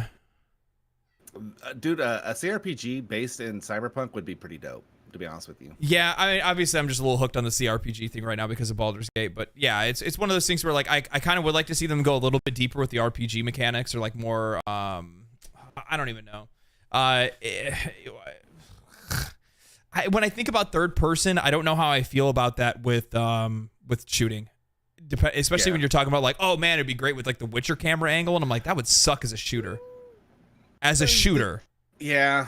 Go play Witcher right now and put a crosshair on there and go, okay, yeah, this would suck. Yeah, I mean, you know what I mean? It does get pulled off well. I mean, you got like the Division does third person shooting fairly well. Yeah, but the Division doesn't use like the Witcher's style of camera. Yeah, but The Witcher uses like that Nathan Drake style, Gears of War style. It's just a little bit more zoomed out, not by much. Yeah. You know what I mean? So like, if that's the case, I mean, yeah, I guess that would be kind of interesting. I don't know. I know it's difficult for them because they like doing the third to first person thing is kind of weird. So I don't know. We'll see what they do. Yeah. I mean, in some ways that can give them a little bit of extra freedom. In other ways, it can't. So yeah. I'm just really interested to see what they do, and I'm glad that they're just kind of like sticking to like their plan, right? And even though the investors bailed, for the most part, those people are going to come back on as soon as like the announcements drop for whatever shows that they're working on, because CDPR going forward wants to be a media company. And by what they mean is like they want to produce music, they want to produce video games, and they want to produce TV and movies as well. Yeah, and they also closed their case with the author of the Witcher series. So they have like full reign to do whatever they want with the Witcher. That's awesome. That's good too. So but no, like one of the things that I guess they found is like there was a ton of people that have been downloading a lot of the songs from Cyberpunk 2077. And I'm going to be honest with you, like obviously this is my first time going through the game, like, you know, a long playthrough. And I plan on talking about this in a video, but like I just drive around and listen to music. I never fast travel in this game. Yeah, I do a little bit here and there every once in a while if it's something like real far out of the way. But for the most part, like I just hop in my car and just jam. Did anybody in the chat, did y'all do the quest where you get to play Samurai? Like the concert? That was banger. I'm just saying, if you get a chance. Okay. I'll have to see that. Yeah. I'll have to see that. Yeah. I'll have to see that. I'll check that out. But yeah, so like they found out that a lot of people are listening to the soundtrack like all the time. People are downloading their songs or listening to them on YouTube a lot. And they're like, well, you know, if we can get a lot of these people to make really good music, then why don't we produce music as well? And then obviously they had a really big success with Cyberpunk Edge Runners. So why not send the license out there to get more people making movies and TV shows around the lore? Because the lore of Night City and of the Cyberpunk 2077 world is fucking cool. So why not put that license out there more? You know what I mean? There's all kinds of creative things that people can do with that. And then obviously, we have The Witcher, and then maybe a Cyberpunk sequel in the future. And I understand there's a lot of people that are they're disappointed now because people really enjoy this DLC. So they're sad to see that there's not going to be another one. Mm-hmm. They said it, but you know, some profits can also change minds. Yeah. No, it's true.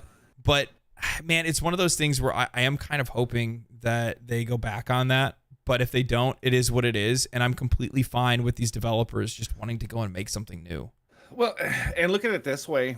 Think about it if you were an architect, right? And you started building a building and it just didn't go well, okay? And then you open the building, it's got all kinds of problems, and then you spend the next 3 years of your life fixing it to where it's the acceptable vision of what you started with. By the time you get it to that point, you're gonna want to just wash your hands of it and move on to the next project. You know what I mean? Like you've spent the last 3 years of working on this every day, well, plus the development time beforehand, just working on this to get it to where it's at what you've envisioned. You're gonna want to be like, I'm done with that. You know what I mean? And move on to the next one. No, so, I don't disagree, dude. I don't disagree. So I fully understand. And also the other thing is too, keep in mind with their plans to go into Unreal, it's also because they're probably just trying to wash their hands with the engine as well. Yeah, right. The way the article explained it is like the Red Engine does some things that Unreal Engine doesn't do, but there's a lot. But the delta gap is a lot higher in Unreal Engine 5 of what they want to do, so they're able to do a lot more. Yeah. So I don't know. I'm on both sides of this. Where I think the reason why they're going to just wash their hands of it and walk away is because they're already starting to work with another engine. Mm-hmm. Dude, Jesus, my cat's like wanting to lay on the keyboard. Quickest way to end a stream. Yeah. Quickest way to end a stream. It's happened in the past. It has happened in the past. But I think really what it is that they're starting to learn and work with a new engine. It doesn't make a lot of sense to have a team that's still working with the old engine, working on DLC, and then another team that's working with a new engine with Unreal 5, something completely different than what they've been working with on a completely different game, because eventually you're going to have that other team working on DLC transition over to the other Cyberpunk team or to the Witcher team or whatever, right? So it's probably just a continuity thing. It just doesn't make a whole lot of sense for them to have them working on two separate engines simultaneously. Because the Red Engine is the first engine to develop NVIDIA. What is it? It's ray path traced or ray trace pathing. Yeah, it's the first game, and so their engineers are actually working with Epic's engineers with Unreal Engine 5 to implement some of their learnings that they got from that to implement it into the Unreal 5 engine. So it should be pretty cool if both of those teams get together and it just makes some like Frankenstein monster badass engine.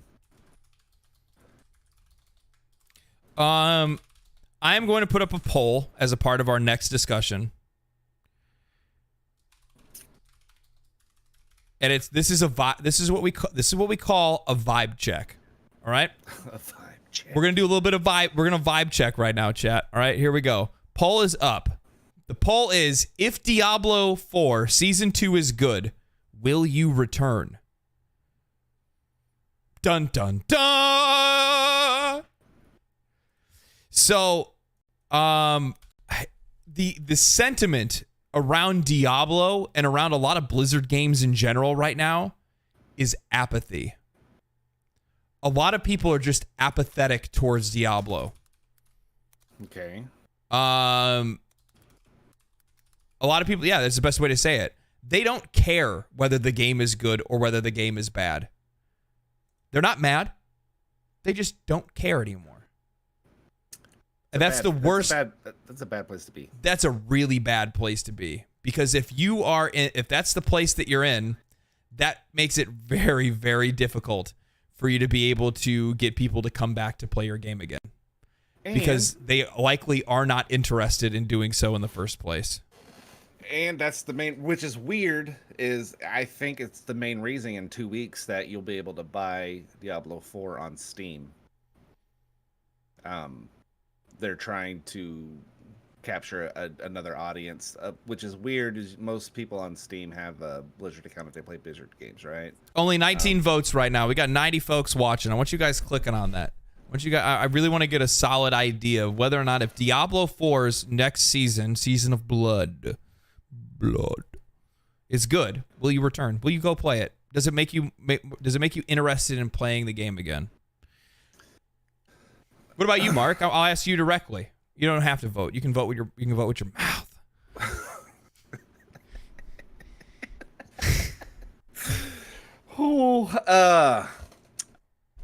We talked about this, and we're gonna get into it a little bit. I don't like if it's good. Yeah, I'll probably play it. But I don't think I'm going to play it at the level of dedication that I wanted to. You thought you would? That ship for me has sailed. And it's something that you have said about 4 podcasts ago. And that is, I'm in the mood for great games, not good games. Yeah. And that's where I'm at. I'm looking for great experiences, not just good experiences.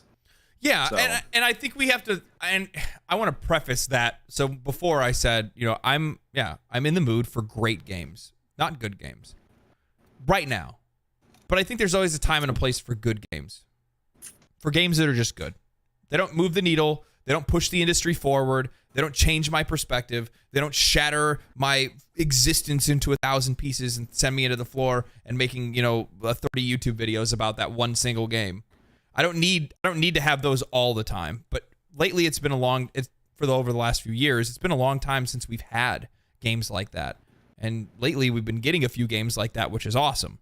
So, yeah, I don't know. Like, I personally, to be honest with you, like, I just don't know if the game can necessarily win me back just because I'm going to be honest with you guys. Before Diablo 4 came out, I was very high on the game.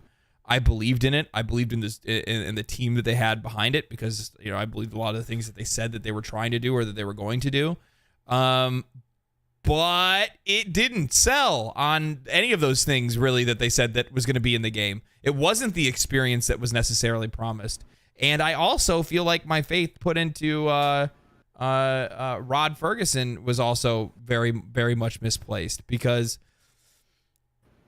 I'm still not seeing the results of him being there. You know what I mean? Yeah. For how much of an impact Rod Ferguson has had on other studios in the past, whether that was Gears of War, whether that was BioShock Infinite, I'm just not seeing the same thing here. Yeah. You know what I mean? I'm just not seeing the same thing with this game. Yeah, it's like I don't even have the energy to reinstall it. You know what I mean? Like it's just like I was so let down. Yeah. From the first part of it that I'm like, man, and there's just so much better stuff to play right now for me on my plate. Yeah, that's the other thing too. That I'm just like, eh. So here's the thing. They are on a clock. And that clock is called Path of Exile 2. Right? Yeah. And if they can't get this game to be solid competition for Path of Exile 2, it's going to be really hard to get this game to a place in which people are going to want to play it for as long as Blizzard needs them to make the game profitable to continue to invest in it. You know what I mean? Service, yeah. As a live service game. Yep. I think that's something really important to keep in mind. This whole like 98% of players not playing Diablo after launch or after season 1 thing, like that can't hold for very long. Now, I will say this because I feel like we're getting too far away with just our feelings around the game, so I'd rather talk about the facts with the game. And the facts is everything with Season of Blood looks great. Except for the Season of Blood. So, what I mean by that, I'm going to preface this.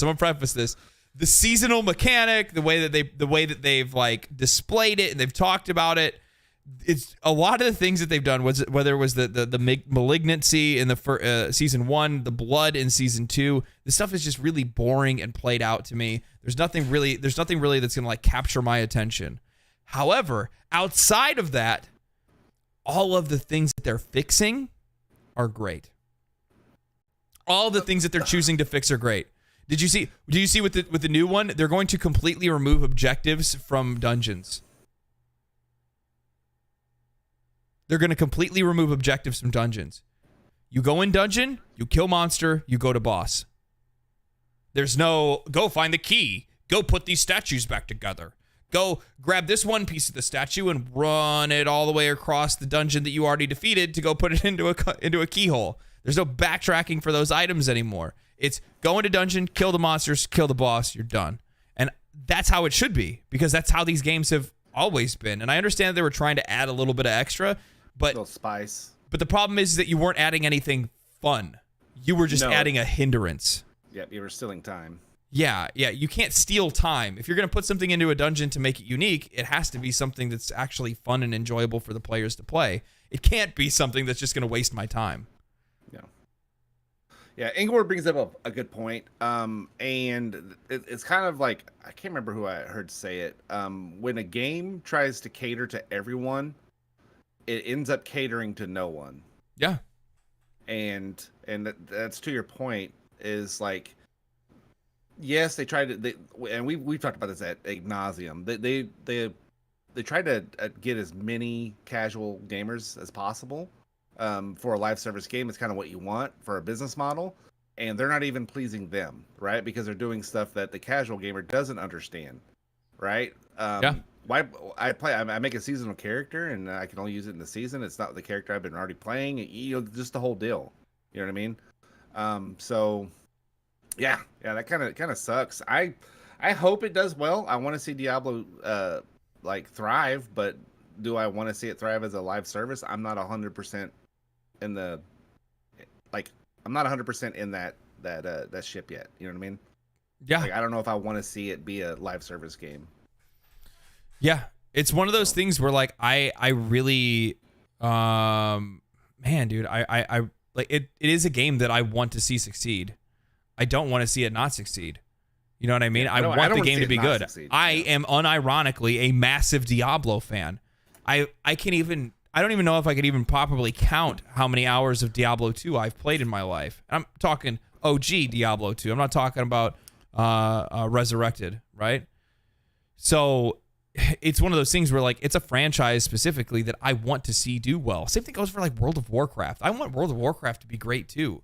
But who the fuck said it? Somebody said something really, really beautiful, very poignant that I absolutely love. Here it is. Blizzard needs a company-wide philosophy change. Fun needs to be the focus instead of something to limit. And there is no truth that's ever been truth so hard. There's no truth that's ever been truth so hard. I wholeheartedly appreciate that comment because it's so true. Because so many Blizzard games today are more about just adding mechanics and not adding fun. It's whether it's when I returned to World of Warcraft to give it a shot after years, 10 years of not playing the game. And I'm like, wow, this just feels like chores, the video game. And then I go to, not only is it chores for video game, but it's also chores. It's also gatekeeping the video game too, because now you have like numbers associated with you. So if you're a player that's trying to learn the game, then you have nobody to help you want to teach you to play the game because old players hate new players, but also need new players to make the game profitable and also fun. It's a really weird community balance that they have in that game. Yeah. Especially going from like Final Fantasy 14 to World of Warcraft, where you have one community that's just like, I will love you forever, new player, and to the other community that's like, I hate you, new player. Yeah. Why are you here? Why are you here? Uninstall, loser. And then you also look at a game like Diablo as well, right? And Diablo suffers from the same kind of issues where it's a lot of like, they were so stuck on renown for like, it took a while. Obviously, season 2, there's no more renown. All your renown carries over, even for hardcore characters. So like, finally they've given up on that one. They're like, okay, we get it. You guys don't want to do chores. Yeah, well, it's just bad game design to just gatekeep. It's all it is it's gatekeeping what you can do. They want you, instead of building content for you to engage with, they want you to continue to grind the same content that they made already. And so that's awful. I can't believe it, but I think for the most part, I have actually deleted all of my Diablo B-roll footage. Good. I did, because I was like, I'm not gonna make any videos about this game, because like, I don't mind talking about it on the podcast, but like, there's just really no reason to discuss it until they really do something that shakes things up like significantly. And I think that they're making positive changes, but they need to do something big to be able to try to change the narrative on this game, and they need to do it within. They need to do it within, like, honestly, the next like 4 months. Otherwise, they're gonna be smoked, because you can't have a game that sits around this long. Or you can't have a game that's gonna sit around that long. Sorry, not this long, that long. That's in the state that it is. I think a lot of the things that they're fixing are great, but it's things that should have been in the game from launch. And the fact that you go back and you look at how much money they spent, how many hands were in the cookie jar on this one, how many employees they had working on it. Dude, like, it's Blizzard Activision. For you guys to release a game and need to fix it later is just disgusting. It's so pitiful. It's so pitiful. And it's nothing against the guys that are actually working at the desks that are making the game. No. It's just how fucking incompetent your management is, and how you guys, like, there's just no way that you guys can try to even begin to organize a proper game and make sure that it's good on release. Yeah. It performed well. Like, performance and stuff was great. I'm not talking about that. I'm not talking about bugs and glitches. But I'm talking, like, how did you guys not see this game being boring as shit? And then it wasn't until it's a lot of smoking your own stash is what it is. You know what I mean? You're like, it is so hard for you to be sitting there creating something and then nobody sees it, and then everybody who's involved with making it, they're like, this is good, eat this up, and then it goes out, and then everyone's like, you just served us a turd. So here's the thing. One of the things that they talked about in the last developer update that the Diablo 4 team did, and something that's really different between this Diablo 4 update and the last one, is that, like, one, they all look very, very beaten. Yeah. Very beaten. Yeah. But moreover, the other thing is that one of the things they kept saying is that they've been playing the game. And I'm like, that's why they look beaten. Oh! They're just like sitting there and they're like, so we've been playing the game, and no, you guys are right. You guys are right. This is terrible. This is bad. But the thing is, like, a lot of things that they need to fix still aren't going to be fixed, and chances are won't be fixed until season 3 or 4. Like, they still don't have a fix for the inventory. They still don't have a fix for storage.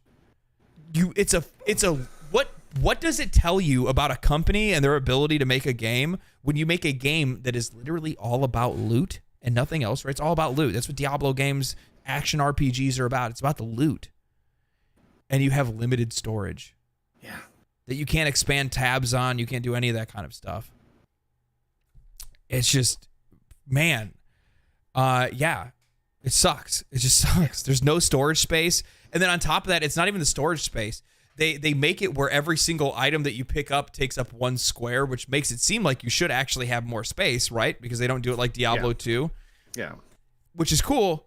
But then you have, like, all of these useless items that you don't need to really carry on you that should be like currency.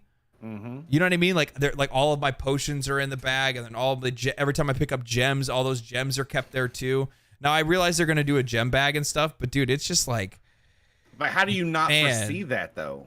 Yeah. You know what I mean? Like it's like all the lessons that they learned from Diablo 3, they were just like, we're done with it. Let's throw it out. We don't need to do that. Yeah. We'll just start back from the beginning. Yeah, it's just weird. It's just one of those things where like they made so many knuckleheaded mistakes when they made that game that I'm like, dude, like you guys really had no idea what vision you had for this game. Or you don't even understand the genre anymore. Because one of the things that I noticed was that I'm like, dude, these guys have not played Path of Exile. I don't know if anybody on that team has played it.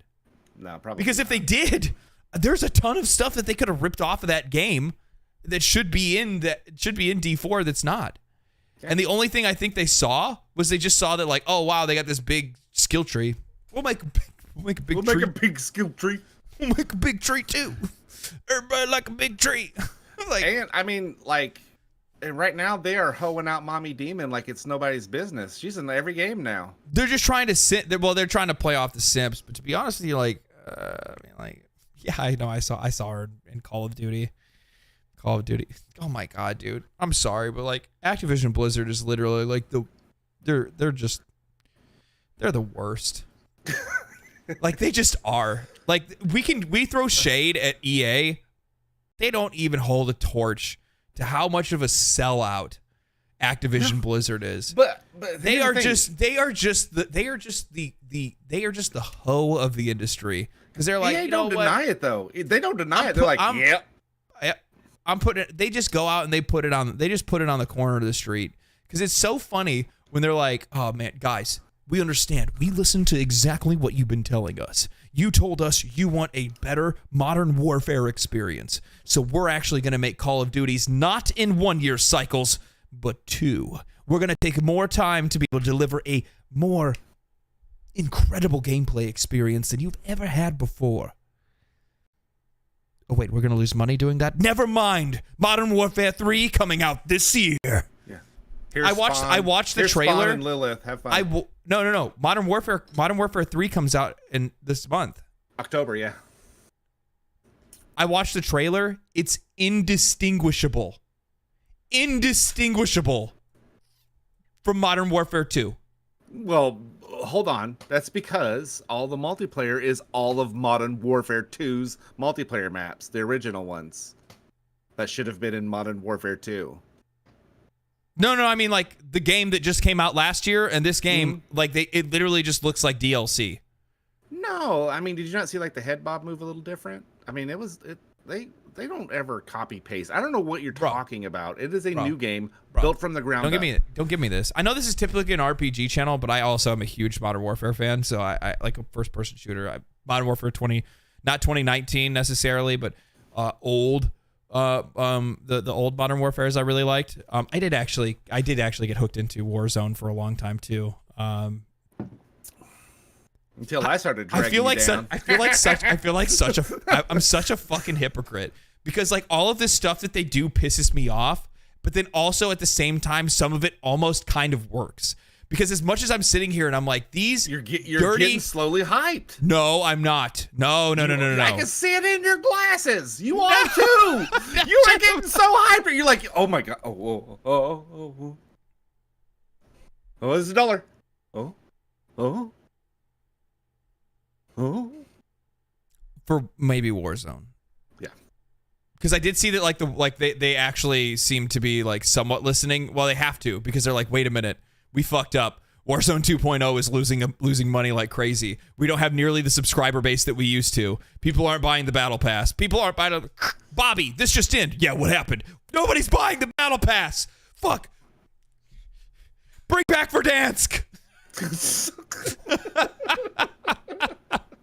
It's the only choice we have. So they have this like very like Verdansk-esque looking new Warzone map that the game's gonna go to. So they finally kind of figured that part out, which is good, I guess. I don't know.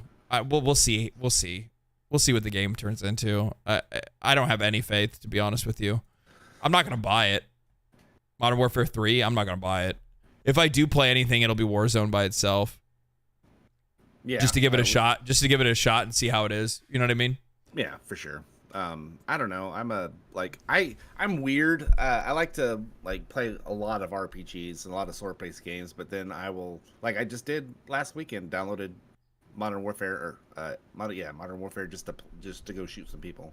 You know what I mean? So yeah, I mean, as a core shooter, they're still fun to play. You know what I mean? They're still good. As a core shooter, they're still good. So but it's just one of those things where I'm just like, man, you guys literally somebody just brought it up. They're basically the Madden, FIFA of the shooter genre, and like they have literally now devolved to that point where it's like we literally do not change anything and slap a new number on it and send it out there and tell you guys to buy it. Yep. And the worst part is that it will be successful. Yeah. I mean, this will work. Oh, it will. And honestly, right now they are banking just solely off of nostalgia for Modern Warfare 2's maps. Yeah, they really are. A lot of people, like, once they said all the maps from Modern Warfare 2 are going to be in it, people are like, "Here's my money." You know so what I mean? I'm really interested to see, what do you think? All right, we'll entertain the conversation. What do you think the ABK when the ABK deal closes? This month. What do you think? What do you think we will see? How will it change ABK specifically? I don't care about what it does for Xbox. What do you think What do you think is going to happen with Activision Blizzard? What change do you think will happen? Activision Blizzard is probably, I think. Okay, so I've got two trains of thoughts. One's nothing. Absolutely nothing changes. Okay, they're going to continue to pump out Call of Duty yearly, which Call of Duty is becoming a live service just in itself. I don't know if you've looked at your Steam; it's just a thing now. It's just Call of Duty. Yeah. I don't think any of their leadership's going to change. Bobby Kotick will probably, if he does do anything, probably goes into the Microsoft Studio side.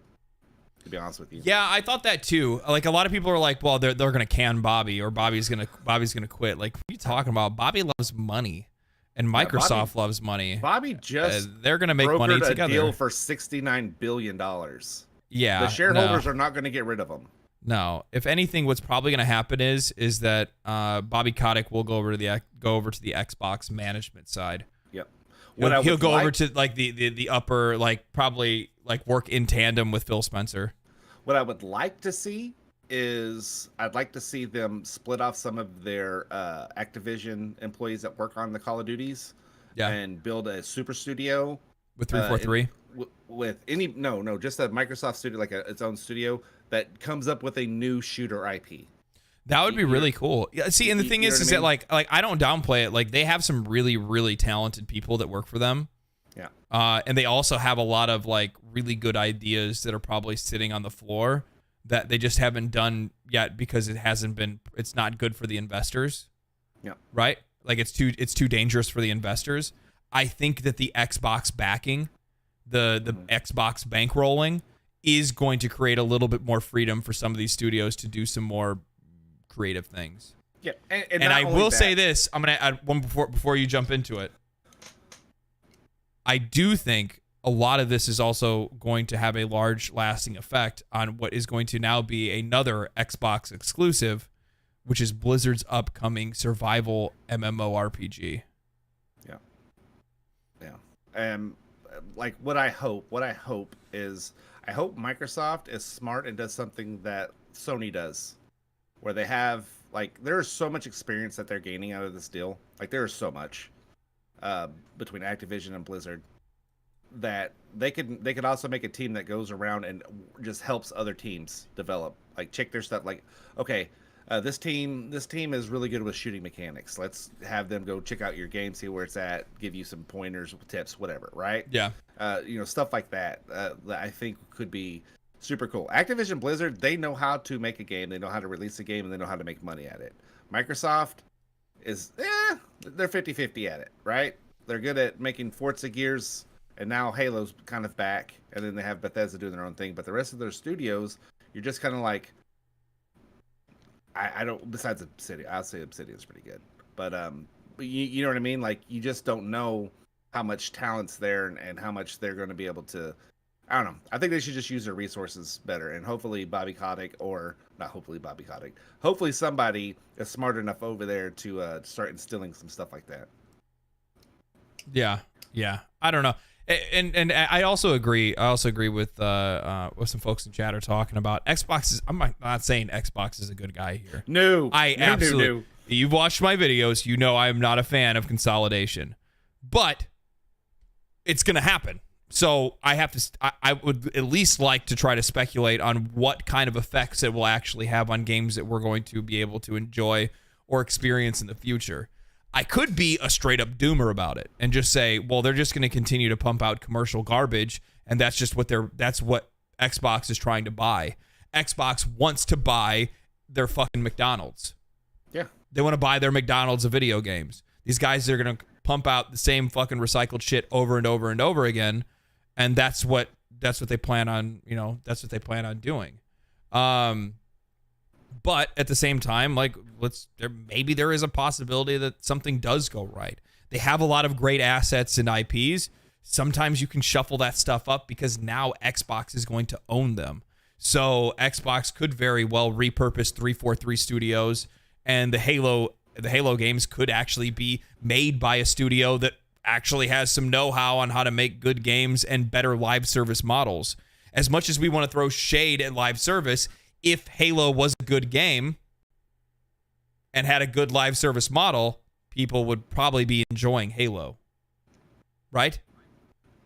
And if anything, Xbox, or if anything, Activision knows how to monetize games.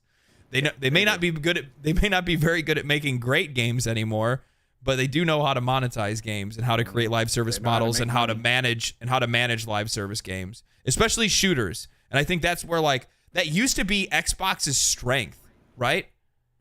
That used to be Xbox's main strength. They used to be the shooter console. If you were going to play shooter games, you were buying an Xbox, right? Yeah, no, you're 100% right. That's what they were known for. So it's one of those deals where, like, maybe they right the ship in that direction. I would imagine these are the things that Blizzard is trying to do, or not Blizzard, but Xbox is trying to get as a result of this purchase. But yeah, I don't know. I'd rather this purchase never happened, because I just don't like seeing the industry consolidate in this way. I don't think it's healthy for anybody, to be honest, especially consumers. No, and you're kind of seeing what's going on with Embracer right now, where they are hurting. That's going to start fire selling some studios here pretty soon. Yeah, and that's the thing. Like, if for some odd reason in some dark dystopian future where Xbox fails completely, that is the future of these studios. Yeah. So I'm gonna let you take the wheel for a second. I gotta give my cat some food. Okay, I see a lot of people in the chat saying that Bobby Kotick's on the way out, and I've watched Bellier's videos about Bobby Kotick. And this isn't so much a knock on Xbox Studios, but it's right now with the quality of stuff that they have coming out, it's too big for just Phil Spencer. It's too big for just Matt Booty. I just, like, if they get rid of Bobby Kotick, who are they going to put in his job to manage Activision Blizzard? Do you see what I'm saying? How you haven't, like, who are they going to just slide into that job?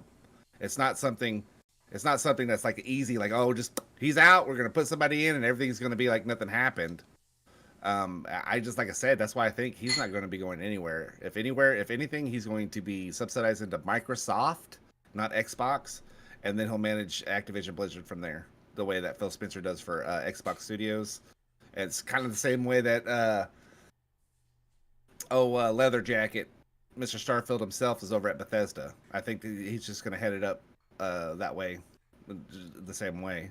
I mean, I'm just saying, like, you just can't remove the head and think, well, yeah, we're good. We'll just be fine with whoever. No, they're going to keep him. He's making them a lot of money.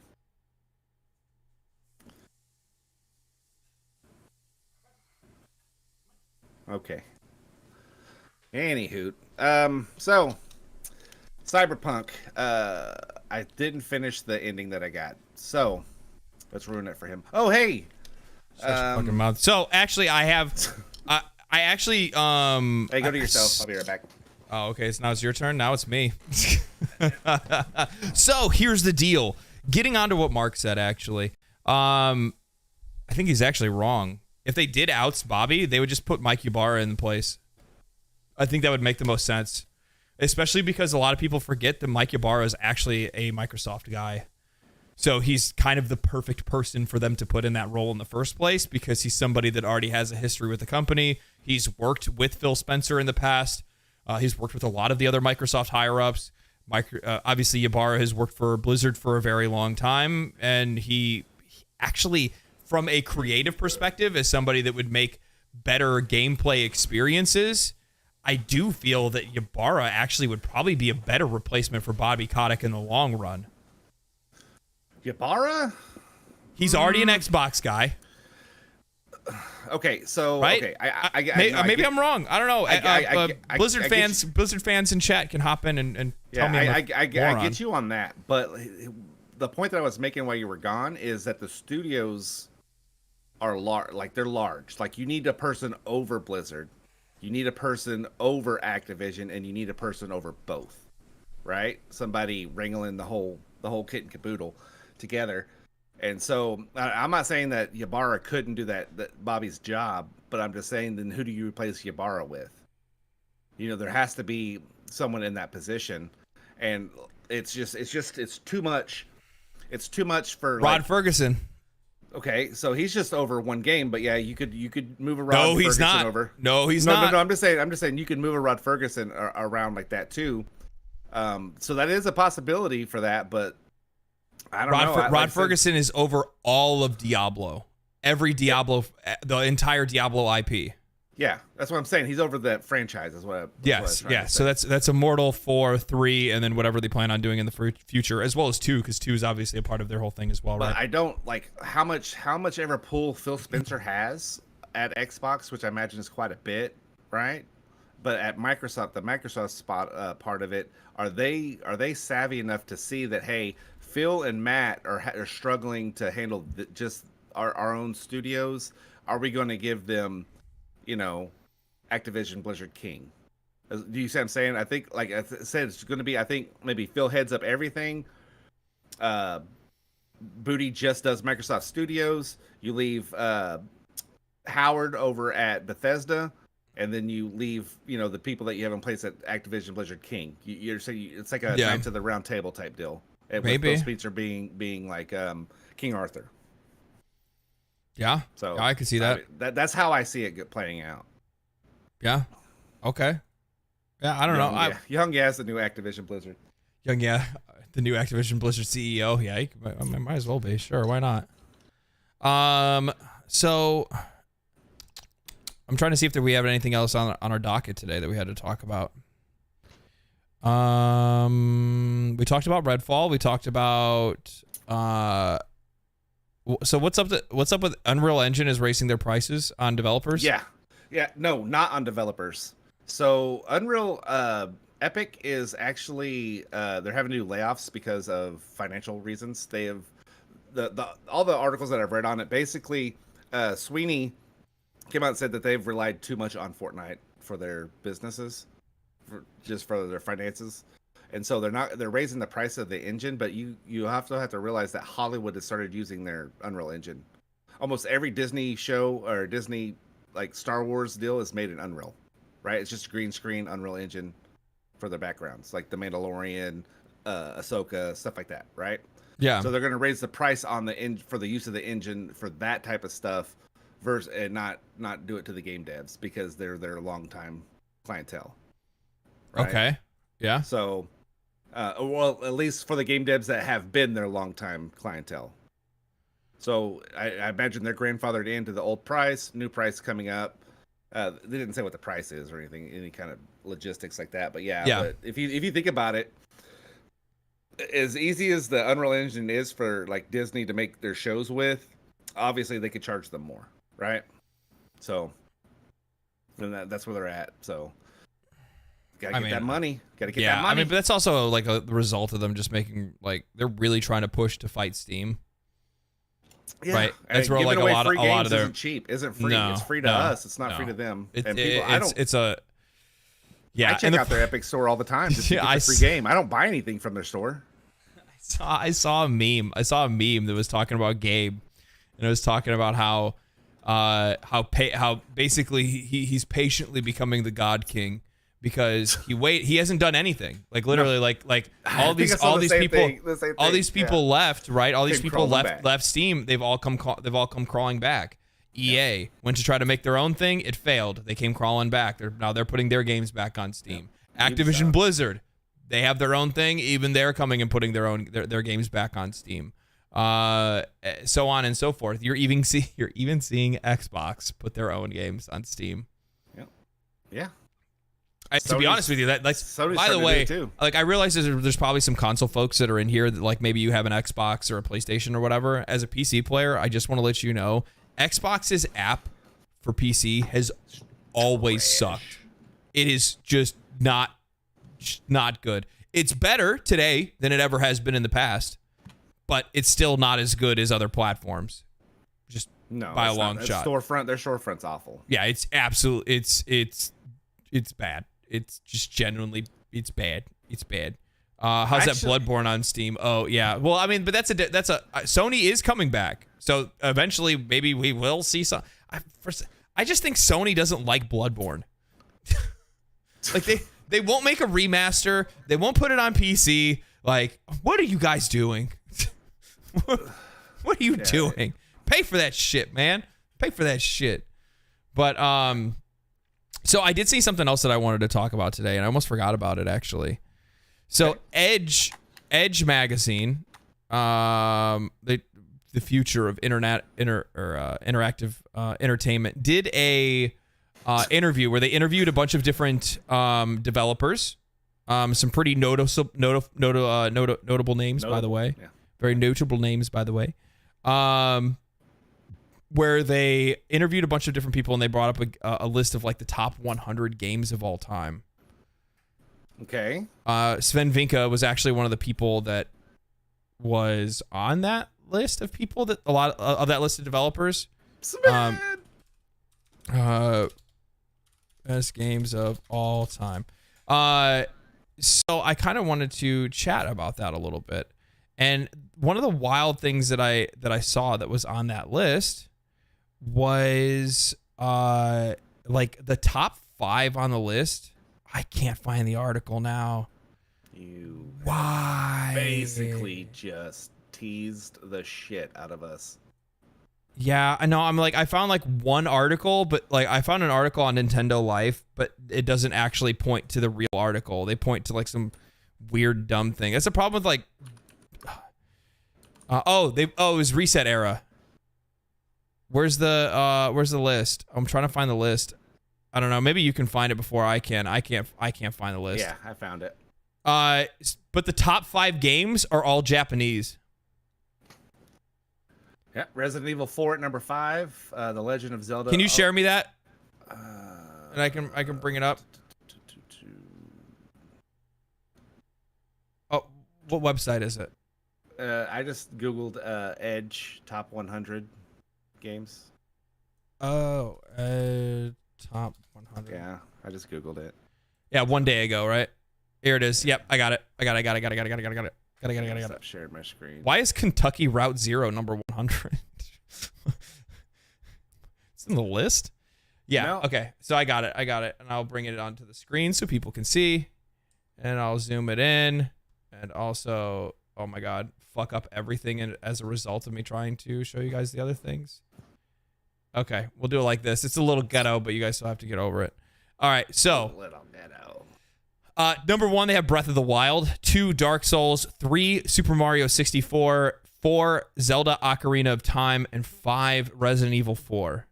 The Western stuff doesn't hit until you get into the later half, which is obviously Halo, Half-Life, Portal.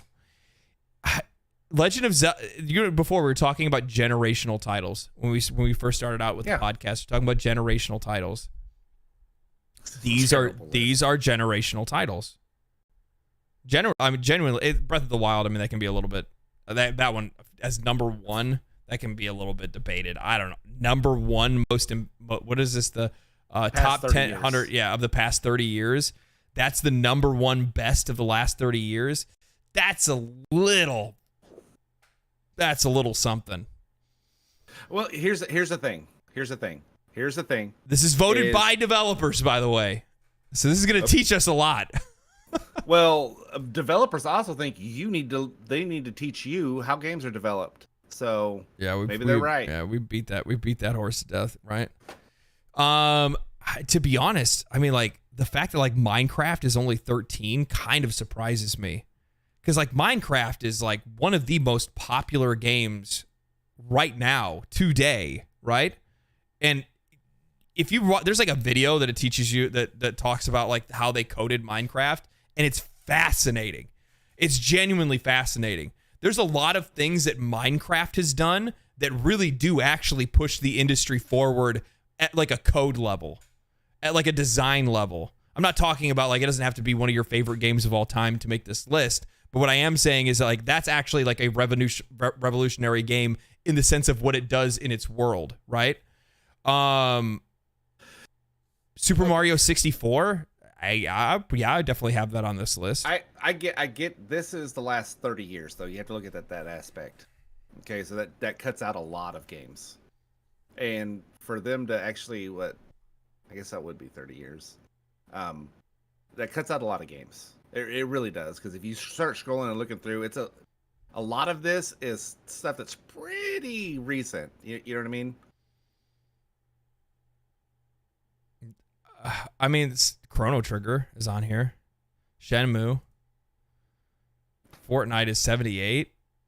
I'm fine with that. But there's some really revolutionary stuff that Terraria is not on this. Yeah, this list is actually not real. Terraria is not on here.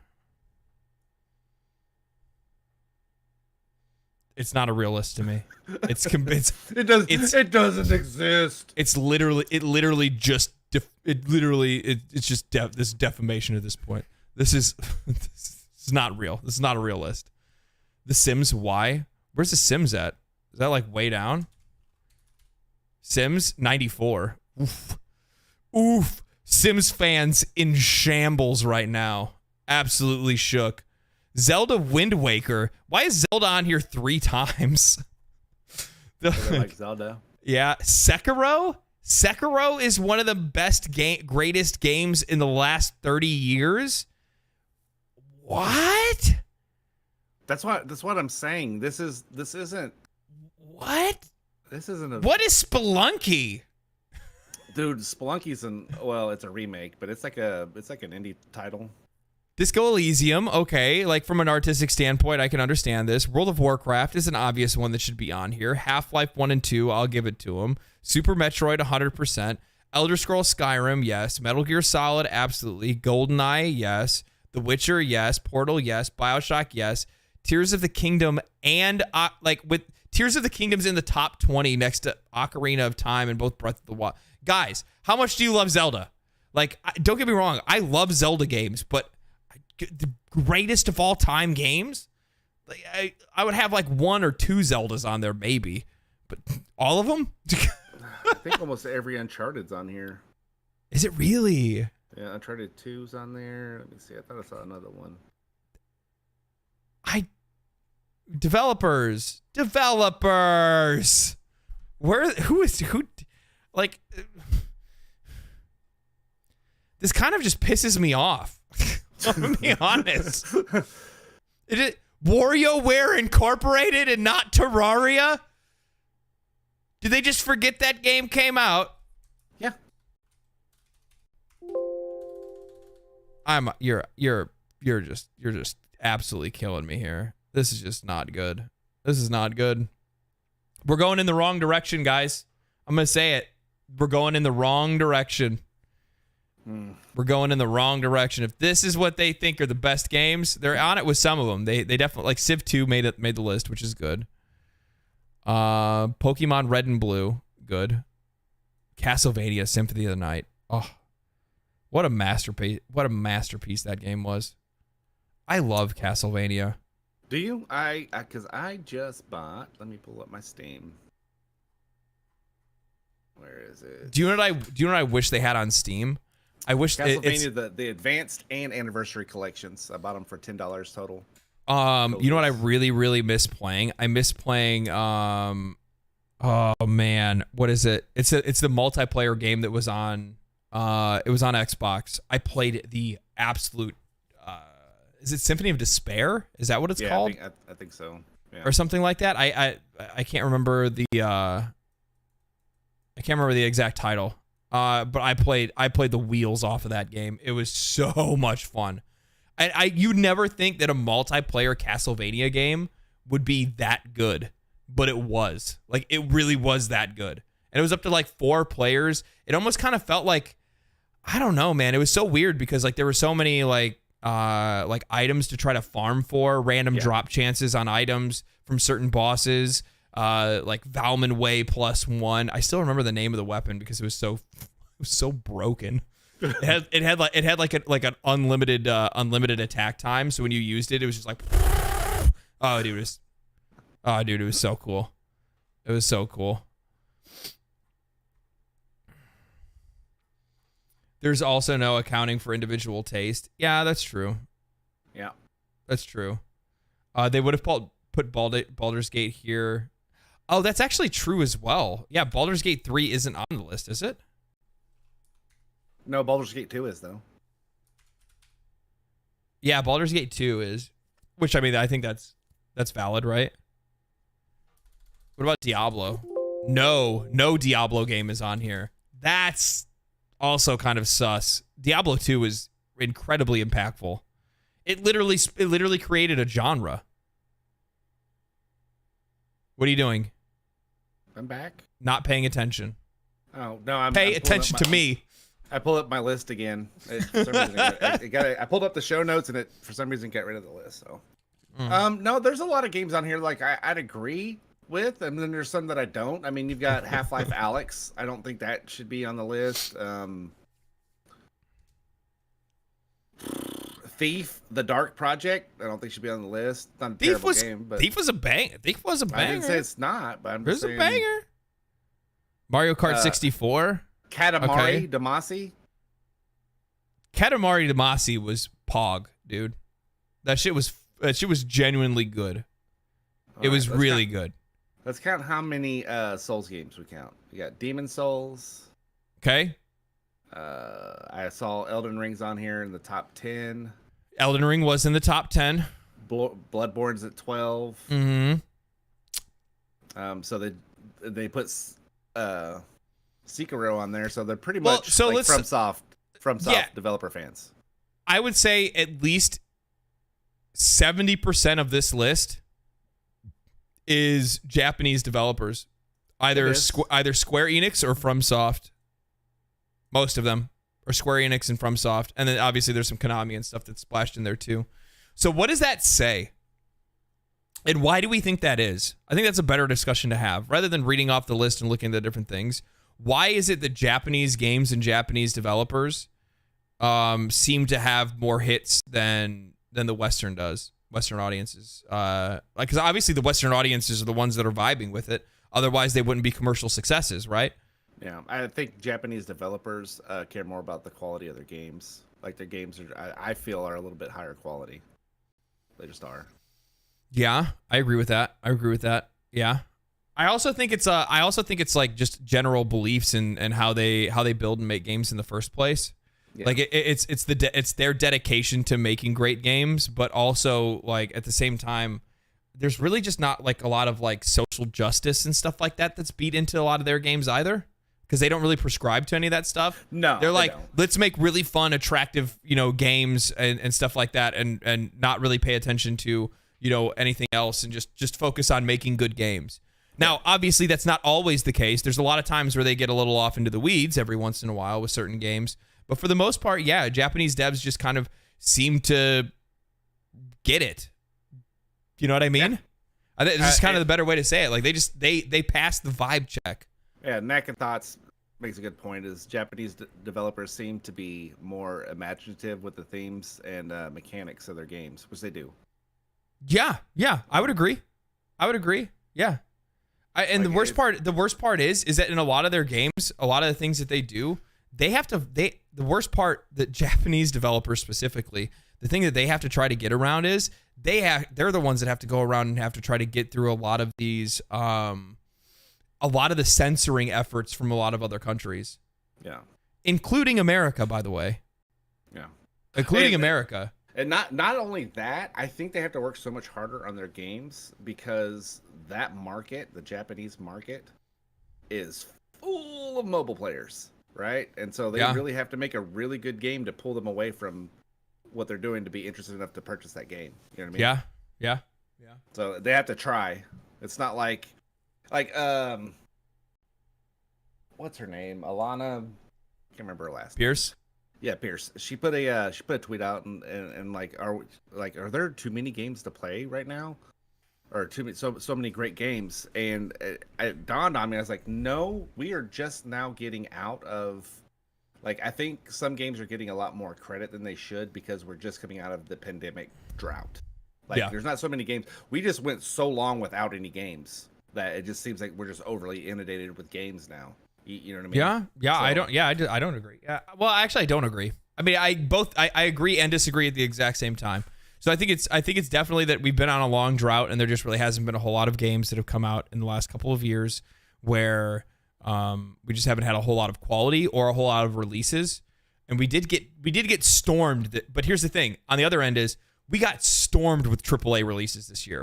Yeah. And also on the flip side, AA releases that were really, really good. And indie releases that were also really, really good. So it was also kind of just like the perfect storm. Like, it wasn't just like the whole, like, you know, last few years being weird since like 2020. It also goes past that. It was just kind of like the perfect storm where, yes, we did have that, but then also at the same time, no, legitimately, we are being hammered with a ton of games to play, a ton of really cool games to play over and over and over again. I mean, this year has just really been good, and it started off really strong, and it seems like it's going to end relatively strong too. Yeah, I'm seeing. What else do we have for the end of the year? Lords of the Fallen's coming out. Have you seen any of the stuff people talking about that? I watched Asmon play it. I did too, a little bit. I also watched Co Carnage play it too. It's super soulsy, super soulsy. I like some of the mechanics that they add to it. Yeah. You had Liza P, which, like I said, it's on Game Pass, but it's rated really, really well. It didn't just grab me, but it's also because I was trying to play Cyberpunk. So, yeah. So there's, God, let's see what's coming out for the rest. But I think that a lot of the for me, yeah, for sure. I think the one thing that I will say is, like, a lot of the opinions that I've seen around Lords of the Fallen is a little bit too, like, people trying to be like too Souls-like judgy. You know what I mean? What do you mean? There's some folks, there's some opinions that I'm seeing across the internet where people are just being like, they make themselves to be Souls connoisseurs, the ones that really understand what makes a Souls game. Gotcha. What makes the Souls games the best, and this just doesn't really taste to the palate the way that it should. You know, this isn't a Souls-like. This isn't good enough. To be honest, I think things are looking really good.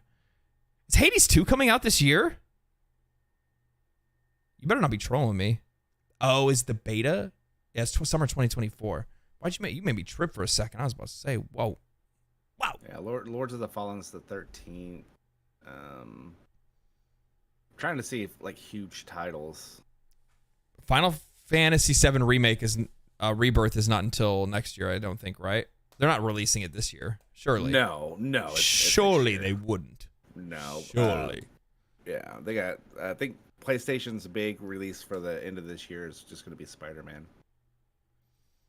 Oh, Spider-Man. That's true. Yeah, Spider-Man 2. Yeah. Okay. Yeah, Spider-Man 2 comes out. Actually, comes out this month, October 20th. I'm going to get it. Look, see? I'm going to play it. I'm playing it. Because you got your Spider-Man controller? Got my Spider-Man controller. Are you going to wear your Spider-Man pajamas? Yeah. Oh, that's actually true. That's actually true. Alan Wake 2. And I've heard a lot of really good things about Alan Wake 2. I've actually seen a lot of people say some really positive things about Alan Wake 2. October 27th. Yeah. Rogue Trader. Rogue Trader. Like I said, I'm trying is that early? to hammer Is that early? That's early access for Rogue Trader, if I'm not mistaken, though, right? I'm pretty sure it is. So yeah, that's definitely another one that I'm looking forward to. I'm definitely on the CRPG hook right now. Is that one co-op? I think it will be. Yeah. I'm hoping they do. If they don't make it co-op, I'm telling you right now, be sad, Pathfinder, but I'm enjoying it, how like in depth it is, but this game would be just a chef's kiss if it had co-op. Oh, if it had co-op, it would be an absolute. It'd be. I mean, it already feels. I understand from most of the people that have played Pathfinder: Wrath of the Righteous that it is banger. It is a banger, but it would be double banger if there's it. There's Persona 5 Tactics. Oh yeah, I've seen that one as well. Are we happy with the huge amount of remakes? Ooh, that's actually a really good question. All right, so let's talk about the remake situation. What warrants?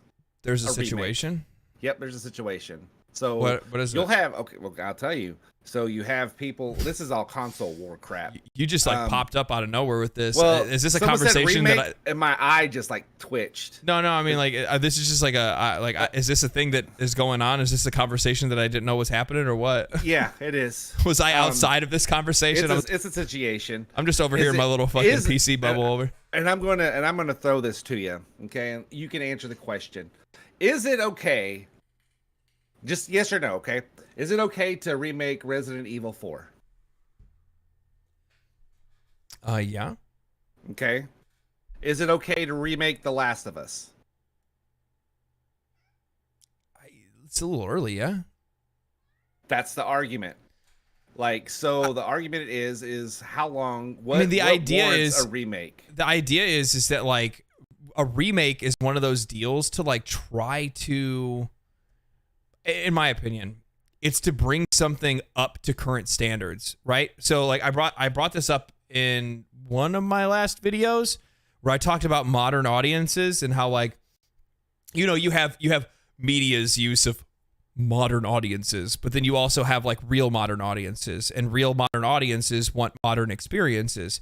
But we also at the same time really love our old experiences, right? Like there's games that we have a lot of nostalgia for that we really enjoyed, and I would like to enjoy that game in a more modern way.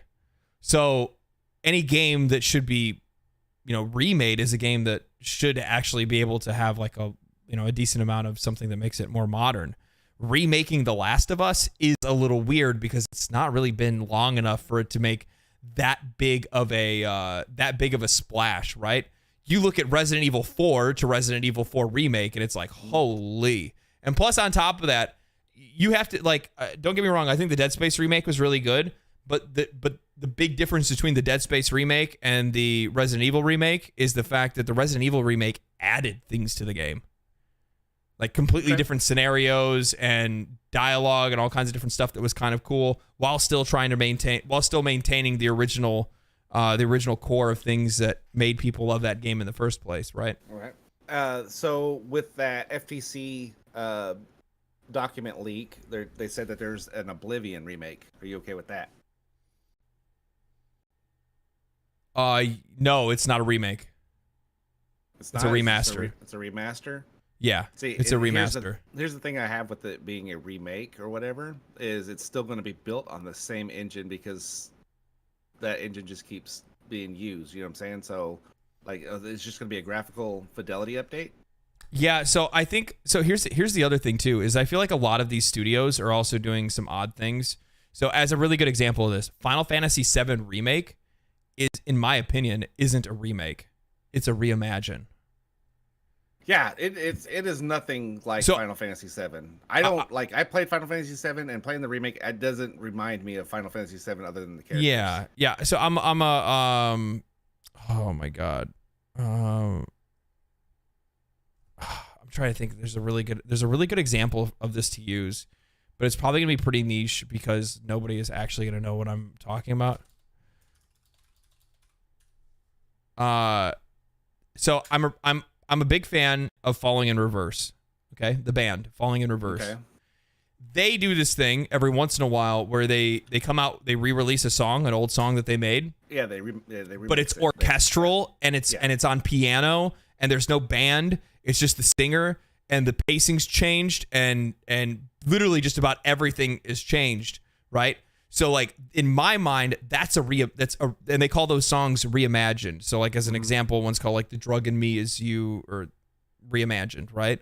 Yeah. So in that example, it's a song that they take and they've completely reimagined it in a different way, in a different style, and you get to both appreciate it, but then also at the same time still enjoy the nostalgia of the song that you enjoyed previously. Yeah. That's, in my mind, what is really cool with some of the things that a lot of these developers have done. And I think even in a sense, Resident Evil 4 is somewhat of a reimagining because there are some reimagined factors. Final Fantasy VII is definitely a reimagine because it's in a completely different timeline, technically. Like it's an alternate reality from the actual game for the most part. Yeah. Yeah. So I'm seeing like Mistra saying, yeah, it's old enough, blah blah blah. So what is that timeline? What's that gap? How long does a game need to have been originally released before it becomes remake or remastered? Say that again. So how old does a game need to be for it to get a remake/remaster? I don't know. I don't know if a decade at least, PlayStation 3 or older. I would have to say it'd have to be old enough for it to actually make a drastic difference in presentation. So when did The Last of Us come out? On the PlayStation 3. Okay. I mean, it came out on the end of the PlayStation 3. So end of the 2013, you said? Yeah. That's over 10 years old. It's a decade. That's what I'm saying. Okay. You said no. Well, but also that's like a recency bias thing, right? Because Last of Us Part 2 came out. Mm-hmm. So since it's only like been 2 games, it feels weird, if that makes sense. Yeah. I get you, but that's what I'm saying. That's the argument. You know what I mean? Like for people to like, I don't care. Like they can do whatever they want with whatever IP that they want to. That doesn't bother me. I obviously am not going to buy every game just because they do a remake of it. You know what I mean? But yeah. But I would honestly would rather them just make a new IP. Just make a new IP. Well, I'm going to be honest with you. That's actually what I would like most studios to do is just make a new IP. I'm genuinely exhausted by a lot of these major studios making a part 3, 4, 5, 6, 7, 8, 9. I would like to see new IPs, but at the same time, I also still do like to see the games that what am I going to say? I'm a hypocrite. I want new things. I want new things and the old stuff, right? I want a new Resident Evil, but I also want Capcom to make new shit at the same time. But actually, I need to recant that because if there's any studio, even though I'm really upset with what their president said about games going to $100, if there's any studio that does actually do that pretty well, it actually is Capcom. Yeah. It is. You know what I mean? Like, they continue to make Monster Hunter. They continue to make Resident Evil games. They continue to make Street Fighter. But for the most part, a lot of those different games they make, they do a really good job in actually making them in a more unique way than they've made the other games in the first place. You know what I mean? Like, the Monster Hunter games have transformed significantly from where they've been. Monster Hunter World was a crazy game. And then Monster Hunter Rise also takes that in another great step of direction as well. Soon to be the game that I am going to. Oh, I cannot wait for Dragon's Dogma 2. Oh man. Chat. You guys haven't. If you guys haven't been watching my streams, you should check out my streams. I stream sometimes. I always try to tell people like, hey, you should come check out my streams. When are they? I don't know. Whenever. Usually around 6 o'clock Pacific Standard Time. Some days. Is it okay? Random days. Is Road Trader, because it's listed as PC, PS5, and Xbox Series X and S on December 7th. So that doesn't sound like early access. I'm pretty sure it's early access. I'm pretty sure. I don't know if it's full release or not. We'll see.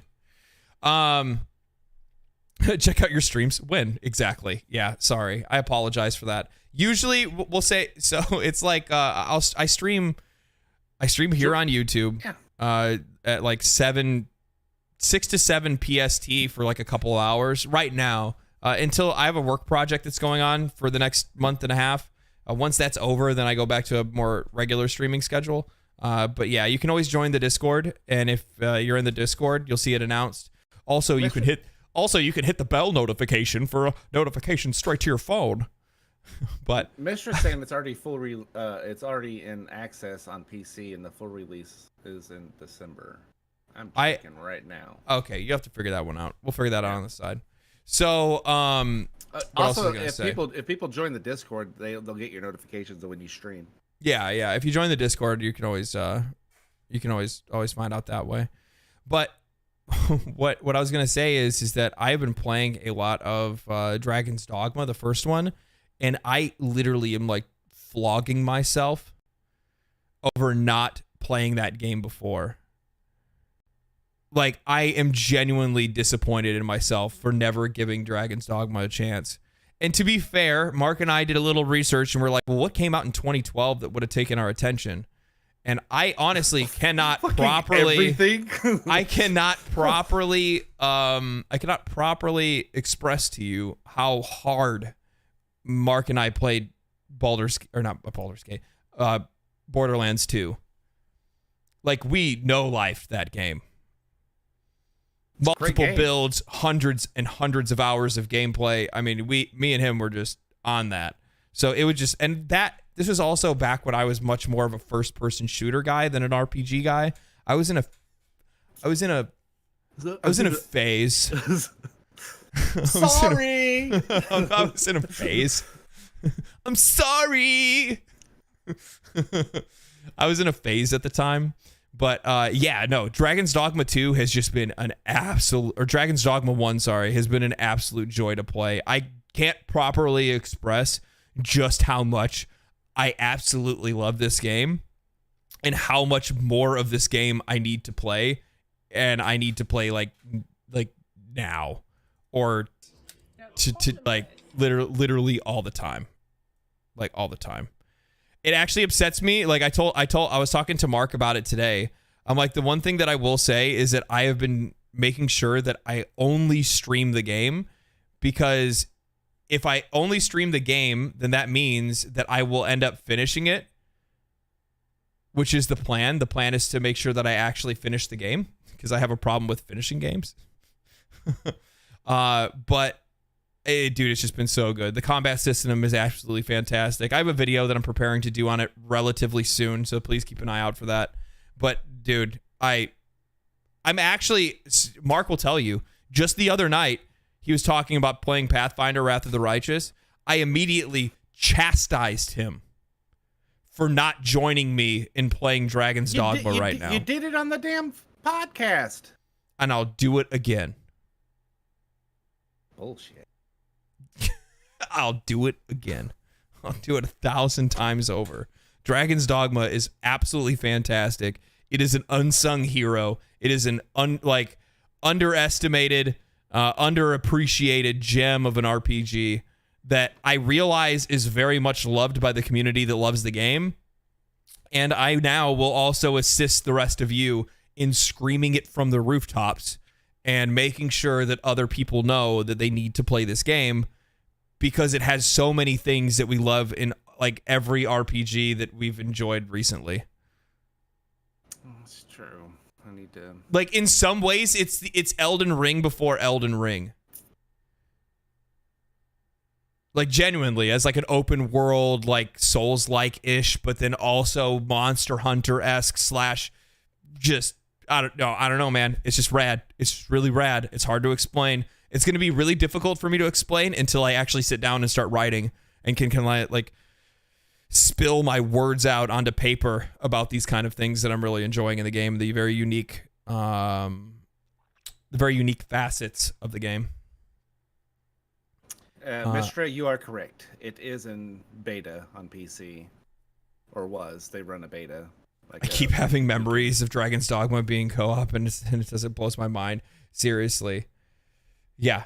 Yeah, I feel like I'm not wrong. I feel like I'm not wrong in the assessment that it is like Elden Ring before Elden Ring in a sense. Just yeah, it's just like an open world. It feels like an open world Souls like in a lot of ways. And the pawn system is also really cool. And the spell system and skill system is also really cool. Somebody asked me before, they're like, when does Dragon's Dogma 2 come out? I don't know. They haven't put out a release date for it yet. But there's been a lot of gameplay, and a lot of folks have been getting hands-on lately, too. What are you doing, Mark? Downloading Dragon's Dogma so you leave me alone. Good. Yeah, so, Rogue Trader has a beta. How do you play it? Well, it says the beta page, and I tried to find the beta page, and it's not there. It looks like it's they either pulled the beta down, like they're running it like one more day, like of the beta, like play like kind of like Dark and Darker did, like play weekends. That's what it looks like. So, okay. Stuff like that. So, on Steam it comes out December, 8 weeks, December 7th. Rogue Trader. December 7th. Weeks. December 7th. I hate this world we live in. I know, right? Like, bro, I don't have time. December 7th. I think I could probably make a pretty good chunk. I could probably take a pretty good chunk out of the games that I'm playing. I should be able to finish Dragon's Dogma first playthrough in the next few weeks. At least by end of next week, hopefully, if I continue to stream it. Yeah. And then you need to beeline Cyberpunk. Cyberpunk, I'm doing that on my own. I'm not going to do that on stream. No. I'm just saying. Mostly because I have nudity turned on. Yeah, I like my playthroughs dirty. Dude. Judy with the booty? Judy. Caked up. Good. Yeah. Yeah. So Judy. Yeah, that's the way I'm doing things. So yeah, it's gonna go Dragon's Dogma, Cyberpunk, Pathfinder, and then I will hopefully at that point probably already still be playing Pathfinder when Rogue Trader comes out, and then we'll start beating on that drum. Heck yeah, I'm excited about it. It gives me a little faith playing Pathfinder because like anything associated with Warhammer, I associate jank, and I just associate jank because of the 2 Warhammer games that I've played that are kind of janky. So, nope. I'm not gonna talk about that. What I was actually gonna talk about is, I think Warhammer games are going to get really good. Well, they license it out to whoever. Exactly. Before it was only under THQ, and that's why we were getting shit games. THQ held the license for Warhammer. They don't have it anymore. So all of those games that we were playing before, that we played that were janky and garbage, were always THQ games. Lately, it's been just a bunch of different studios that have been picking up and giving a shot, right? Because I think the Warhammer games you and I haven't played recently are actually really good, right? That we haven't played it. Like we didn't play Vermintide, and we haven't played whatever that new one is too. Darktide, which I guess is really good as well. Yeah. And now it is. I think it released in kind of a rough state. We haven't heard that before. Guys, Yongyak just got it. Really, 6 weeks. Oh my god. But yeah, so I think there's a lot to play, dude. This has been such a really good year for gaming. It's so awesome. It's been a great year. It's so awesome, dude. In all honesty, we started it with Hogwarts Legacy. That was this year. It seems like it was years ago, doesn't it? DD, by the way, I'm not saying all their games are bad, but when IPs, like large IPs, like all of Warhammer is locked to one publisher, that kind of sucks. Yeah, you know what I mean? Like EA did with Star Wars. Yeah, exactly. I think a lot of that stuff we should be able to see like a variety of different developers, a lot of variety of different studios, be able to get a shot at some of these games because they're always going to have a unique perspective or maybe even sometimes a unique genre that they want to try to apply to that series, right? And I think that's really important. I'm hoping, like, as an example for like Forgotten Realms, I'm really hoping that Baldur's Gate 3 inspires studios to actually make good Dungeons and Dragons inspired games. You know what I mean? Not like whatever that mess that happened with Dark Alliance. Talk about something that absolutely grinded my gears. As somebody that loved Dark Alliance 1 and 2, I loved those games so much. Loved them. So, yeah, I think I'm going to be honest with you, man. I need to eat, and I also have stuff that I need to do before getting ready for bed and work tomorrow because I have to be up at 3:30 in the morning for work. So there's that whole thing. So, chat,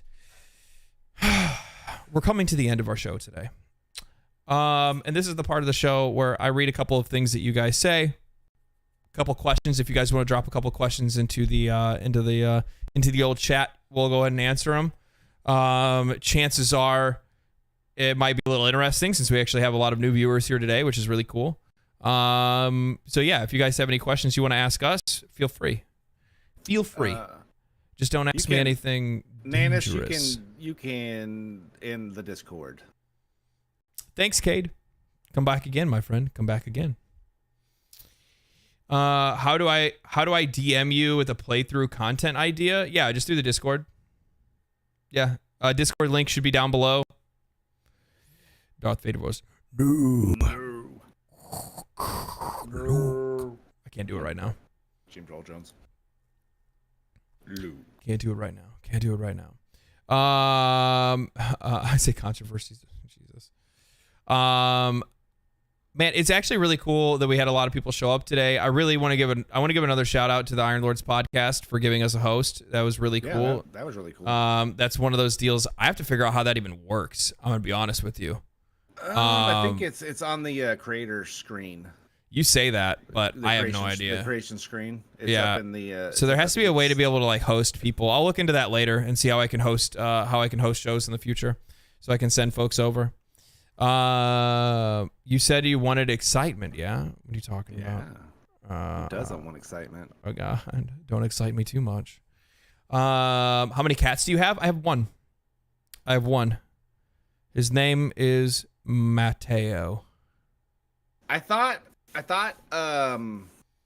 his voice acting in Cyberpunk was really, really good. Honestly, I thought they did really good on the motion capture on his face too. Sometimes he has some weird mouth movement, but other than that, like it was top notch. It was a quality DLC.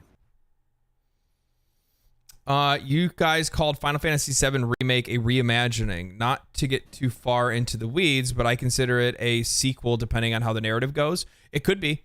It could very well be. Yeah. To be honest with you, we don't really know where it's going, but we're getting a lot of hints in some of the videos and stuff that they've posted, a lot of the teasers and stuff about the game that who knows, to be honest. And I hope that Square Enix does do something relatively creative or interesting with the IP rather than just simply just remaking a game that they've already made in the past. While it is one of the most impactful RPGs in history, I do think that having fun and experimenting is just part of making games. And they've done a really good job with this one so far, and I hope they continue to do it.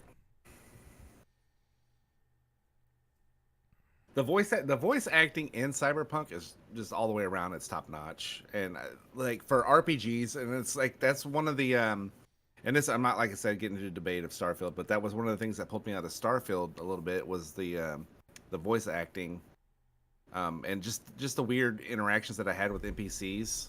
Every time you get off your ship, the guy would ask me, "Hey, I want to talk," and then you go to talk to him, and there's no dialogue options. And Cyberpunk, I don't know, the whole package of it immerses you into that city like it's a real place, and these are real people you're talking to. Yeah. And it just, Baldur's Gate 3 is the same thing. Baldur's Gate, and we talked about this with Pathfinder. I think Pathfinder's dialogue is a lot more campy than what you get in Baldur's Gate, and so it just, a lot of it comes off as disingenuous. Like every time I pick a lock, I have to use a specific character to do it, and as soon as they do, they're like, "See, I am good for something." You know, there's like these weird call outs It's the same call. It's over and over and over again. Yeah. It kind of takes me out a little bit. The Harbinger asks, are you guys into Warhammer lore? I just started the Horus Heresy series, and it's been dragging me in a rabbit hole. That's why I've been missing streams. So, ironically that you say that, when I saw Rogue Trader and I realized that I'm in love with CRPGs now and I'm just going to hoe myself out as a CRPG player, I started watching a lot of Wes Hammer videos. Probably quite a few hours of Wes Hammer videos. I let them play in my ear while I'm at work. And yeah, so it's awesome. And it's literally just heavy metal if it was a universe. And I love it. It's like Thor cracking a beer over his head, fighting an orc, grabbing its skull, and then shoving it into a machine god's butthole. And I love it. Let's see here. Looting videos for 40K are my jam. Yeah, I've actually been checking out a few of the different content creators. The voice acting in Starfield is really crap. I wouldn't say it's crap. I just like it's. We do not defend Starfield here. I'm kidding. Go ahead. The directors, voice acting is done by directing too, just like acting is, and it's just like if you I don't know. It's just like it just feels as just hollow. You know, it's like a stereotypical voice acting is what it sounds like. I mean, if you want bad voice acting, Solasta. That game's voice acting is atrocious. But the game is great. But the game's great. The game is great. Who are your? It is crap, Carnivore. It is crap. Who is your? Who are your favorite YouTubers, and what are your favorite channels? That's a really good question. Ian's my favorite YouTuber, and his Legendary Drops is my favorite. Thank you, Mark. Thank you. I really appreciate that. Go on, I'm blushing. It's so now. weird. Like I don't understand YouTube. Like I'll watch like one thing, like someone do a cover of a song, and now I get every song cover. And that's because YouTube's trying to see if you're actually interested in that, or if you're just interested in that content creator. Really good example of something like this. I'm going to answer that person's question here in a second, but I'm just going to tell you something. Really good example of this is like I have guys at work that actually watch my channel because they think it's cool that I make YouTube videos. None of them like video games, but they see every video that I make. And they don't get suggested anything else about video games. They only get suggested my channel because YouTube has realized that they just want to watch me, not anything about video games. And sometimes that's what it is. And YouTube will kind of try and see what they got going on. Who are my favorite content creators on YouTube? My favorite content creators on YouTube are Actman for sure. Yeah, I like his content. Yep. I really like Actman. He's dope. Wolfhard FPS for anything Baldur's Gate 3 related. Mortismal like Gaming for anything review related. I like Skill Up for his reviews. I know you kind of. I go back and forth on Skill Up, to be honest. I like some of his stuff. Other stuff I don't like. Sometimes like I don't know if it's just like a personality thing where I'm like sometimes I really want to. Oh man, there's sometimes that I really enjoy his takes on stuff, and then other times he doesn't, but it's usually because I disagree with his take, right? Donkey. So it's like I only like him. Yeah, Donkey is obviously, that's just, I feel like Donkey is YouTube. Just like everybody, most people like PewDiePie, like I like PewDiePie.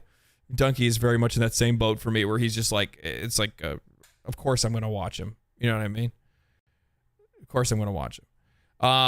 Donkey shit is absolutely hilarious. Outside of that, I don't know, dude. Like I'm kind of all over the place when it comes to different YouTubers. I like Bellular for anything like MMO related for the most part. I think they do a really good. Sometimes they do a really good job, but I also feel like they stretch too hard and they try to cover too many things, and it's a little bit overbearing because they're constantly like drumming out videos all the time, which then lowers the quality of the video that they're putting out, right? So they're very much quantity over quality. And then sometimes they do some like really thoughtful stuff and it's really good. You know what I mean? Yeah. 100. So it kind of just depends. But like favorite streamers and channels, obviously that's just Asmongold. Bald Man's Based. What can I say? I like watching our buddy Fonz. I like his show too. Yep, I like my buddy Fonz too. Ratatasker. Rattatasker's also really good too. I also really like Ratatasker. I don't know who Grimbeard is. Don't know who that be. Yeah, Asmongold's just a staple channel. And to be honest with you, one of the reasons why I like Asmongold React videos specifically is because it helps me find other channels a lot. Sometimes I'll find some guys that are really good content in general, or sometimes I just get different perspectives, which I think is really cool. I almost never watch gaming streams. I don't either. I don't. I hate watching streamers. I mean, I do watch Asmon. I feel like I've watched a couple of streamers. That's about it. Yeah, I don't really. Yeah. That's probably also the reason why I'm a terrible streamer, by the way. I'm absolutely terrible because I don't watch other people, so I don't know how to do it. Leafy is here. Oh, sorry. My hero? My God. But you've also discovered a lot of channels through Asmongold. Yeah, I feel like a lot of people have. I usually get a bunch of people that say that they've discovered me through Asmongold, which is cool. He's a cool dude. I wish I had the chance to actually talk to him a little bit more. I'd actually like to pull him in for a discussion or hop on one of his streams one time when I get the chance to actually talk about some cool stuff. I feel like him and I could probably actually have some pretty good conversations. Yep, I like Darth. Darth Microtransactions is really good. His name is too fucking long for me, but I do really like his, I really do like his stuff. DSP. No, I do not like DSP. Dude's fucking... I like intelligent conversation. I'm not throwing shade at the guy, but he's very yeah. not my kind of content. Not my kind of content. But yeah. Oh, Nuxanner. Yes, I like Nux. Nux is really good for anything anime related. I'd 100% agree with that. Yeah, I think you'll find like most I still miss Total Biscuit.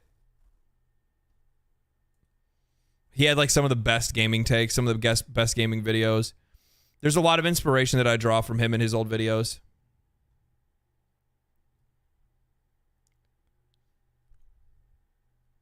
Have I played Star Citizen yet? No. I'm not going to play that shit. I'm not going to play that shit not till it's finished. So probably not until I'm about to die. I'm on my deathbed and I'm like, gonna log into Star Citizen for the first time. Take me away. I just like put on my... What did you just say, carnivore? Not an anime person. Right? Weebs. Gross.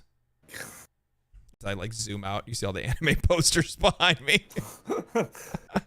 Dude, Explore With Us is so good. Explore With Us is really good too. They make some really cool content. I listened to them on Trash Taste. I think they were on Trash Taste. Is Star Citizen one of those games you have to go to specifically to their website to get instead of going through Steam? Or no, that they were not. I'm thinking of the wrong play. I'm thinking of the wrong people. Explore With Us is not who I was thinking of. But yes, I actually do watch Explore With Us because Jackie knows. We've talked about it many of times. I watch all of their stuff on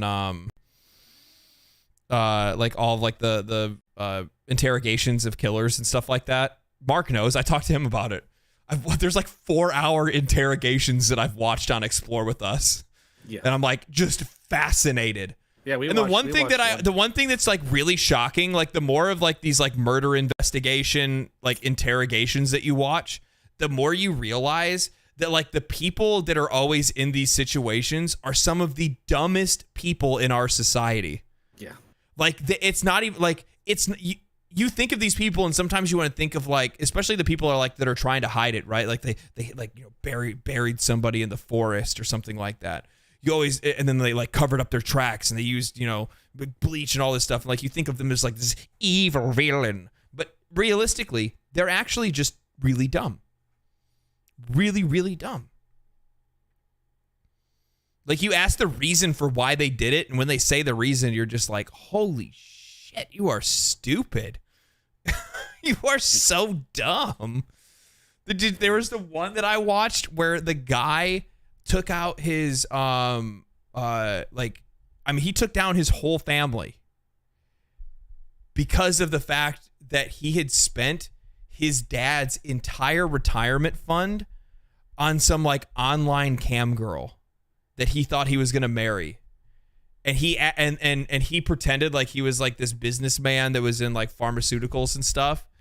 And when his family like confronted him about it, and they were like, dude, you know, you can't be doing this. And his family was actually super nice. They were like, you know, hey, we're going to put you back into school. You know, you got to get better, yada, yada, yada. The dude just smokes his whole family and then takes his brother's credit card and immediately goes back to giving that girl money. Me and my wife were listening to a podcast on our drive back from Corpus Christi, and like it's kind of the same thing. The dude was lying to his girlfriend and to his family about actually being in college, so he was back at home. Yeah, I seen that one. He's back at home, and he killed his parents because he just didn't want to have that conversation with them.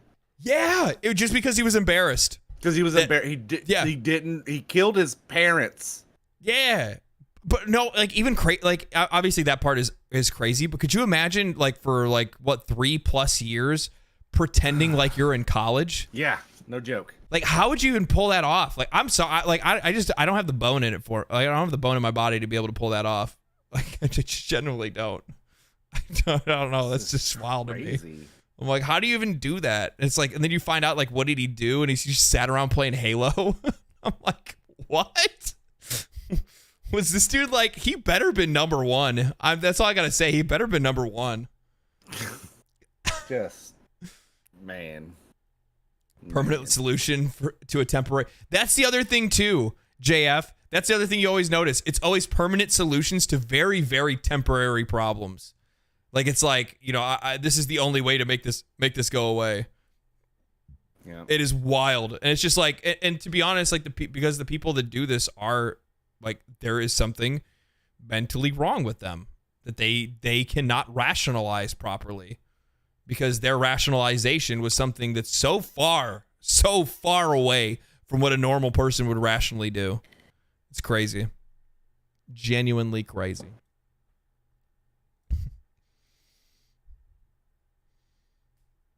Yeah, I like. I think one of my favorite. I'm a big space nerd, so like I like Future Space. I don't know if you've ever seen that channel. Future Space is pretty good. I would once gone into a long rabbit hole of like looking up videos to see like how faster than light travel would be possible, and looking at like grav drives and stuff like that. And like I was like, you know what? I'm like, how close are we though? Yeah, yeah. Like the most like, I guess, disappointing thing about it, like with like time travel, is we can never go back in time. If we ever make a time machine, you can never go back in time. You can only go as far as when the time machine was made. That's it. I mean, to our belief of what reality is. Yeah.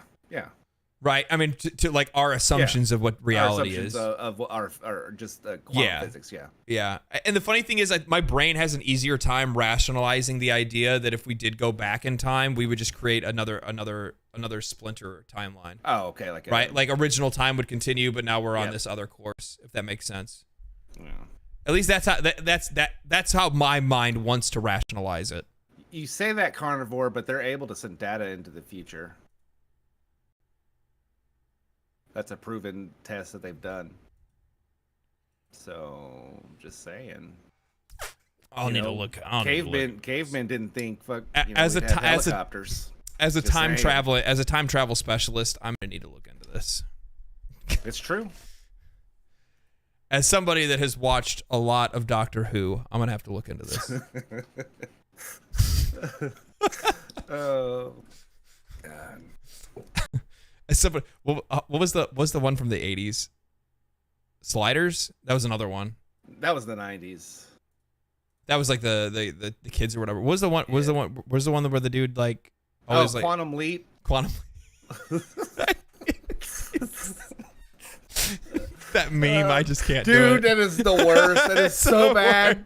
That's because when I think Quantum Leap now, that's all I think about. And the funny thing is that like I used to watch that when I was like super. I mean, I was a kid. I was very, very, very young when I saw that. I can't even remember what channel it was even airing on at the time. But every time I just now it's ruined. All I can think about is that meme. It's so funny. It's funny that we thought of it at the same time. The minute you said Quantum Leap, it just like pops right into the mind. Oh, man. All right, guys. It's time. We're ending the show. It's been 3 hours. It's been an absolute blast. We've had a great time. We need to do this more often, too. We're just talking about random stuff as well. I think that'd be a lot more. I think that'd be a lot of fun. We don't need to be always business as usual. We can be a little business casual every once in a while. But I hope you guys enjoyed the show. I hope you guys, have a great day, a great week, and yeah. Yeah, it is. Yeah, Carnivore. So stuck. I gotta see it. No, that James Webber's doing a lot of stuff that scientists don't understand. So yeah, yeah. No, it's been a good show. It was awesome to have as many people as we did and have here, especially having an active chat. Join the Discord. We're generally post the link. Yeah, most of us are in the Discord. A lot of cool conversations, but yeah, I gotta get ready for work too. Cool. All right, guys, stay cool, stay righteous, stay safe, my friends, and more than anything, we'll see you on the next podcast.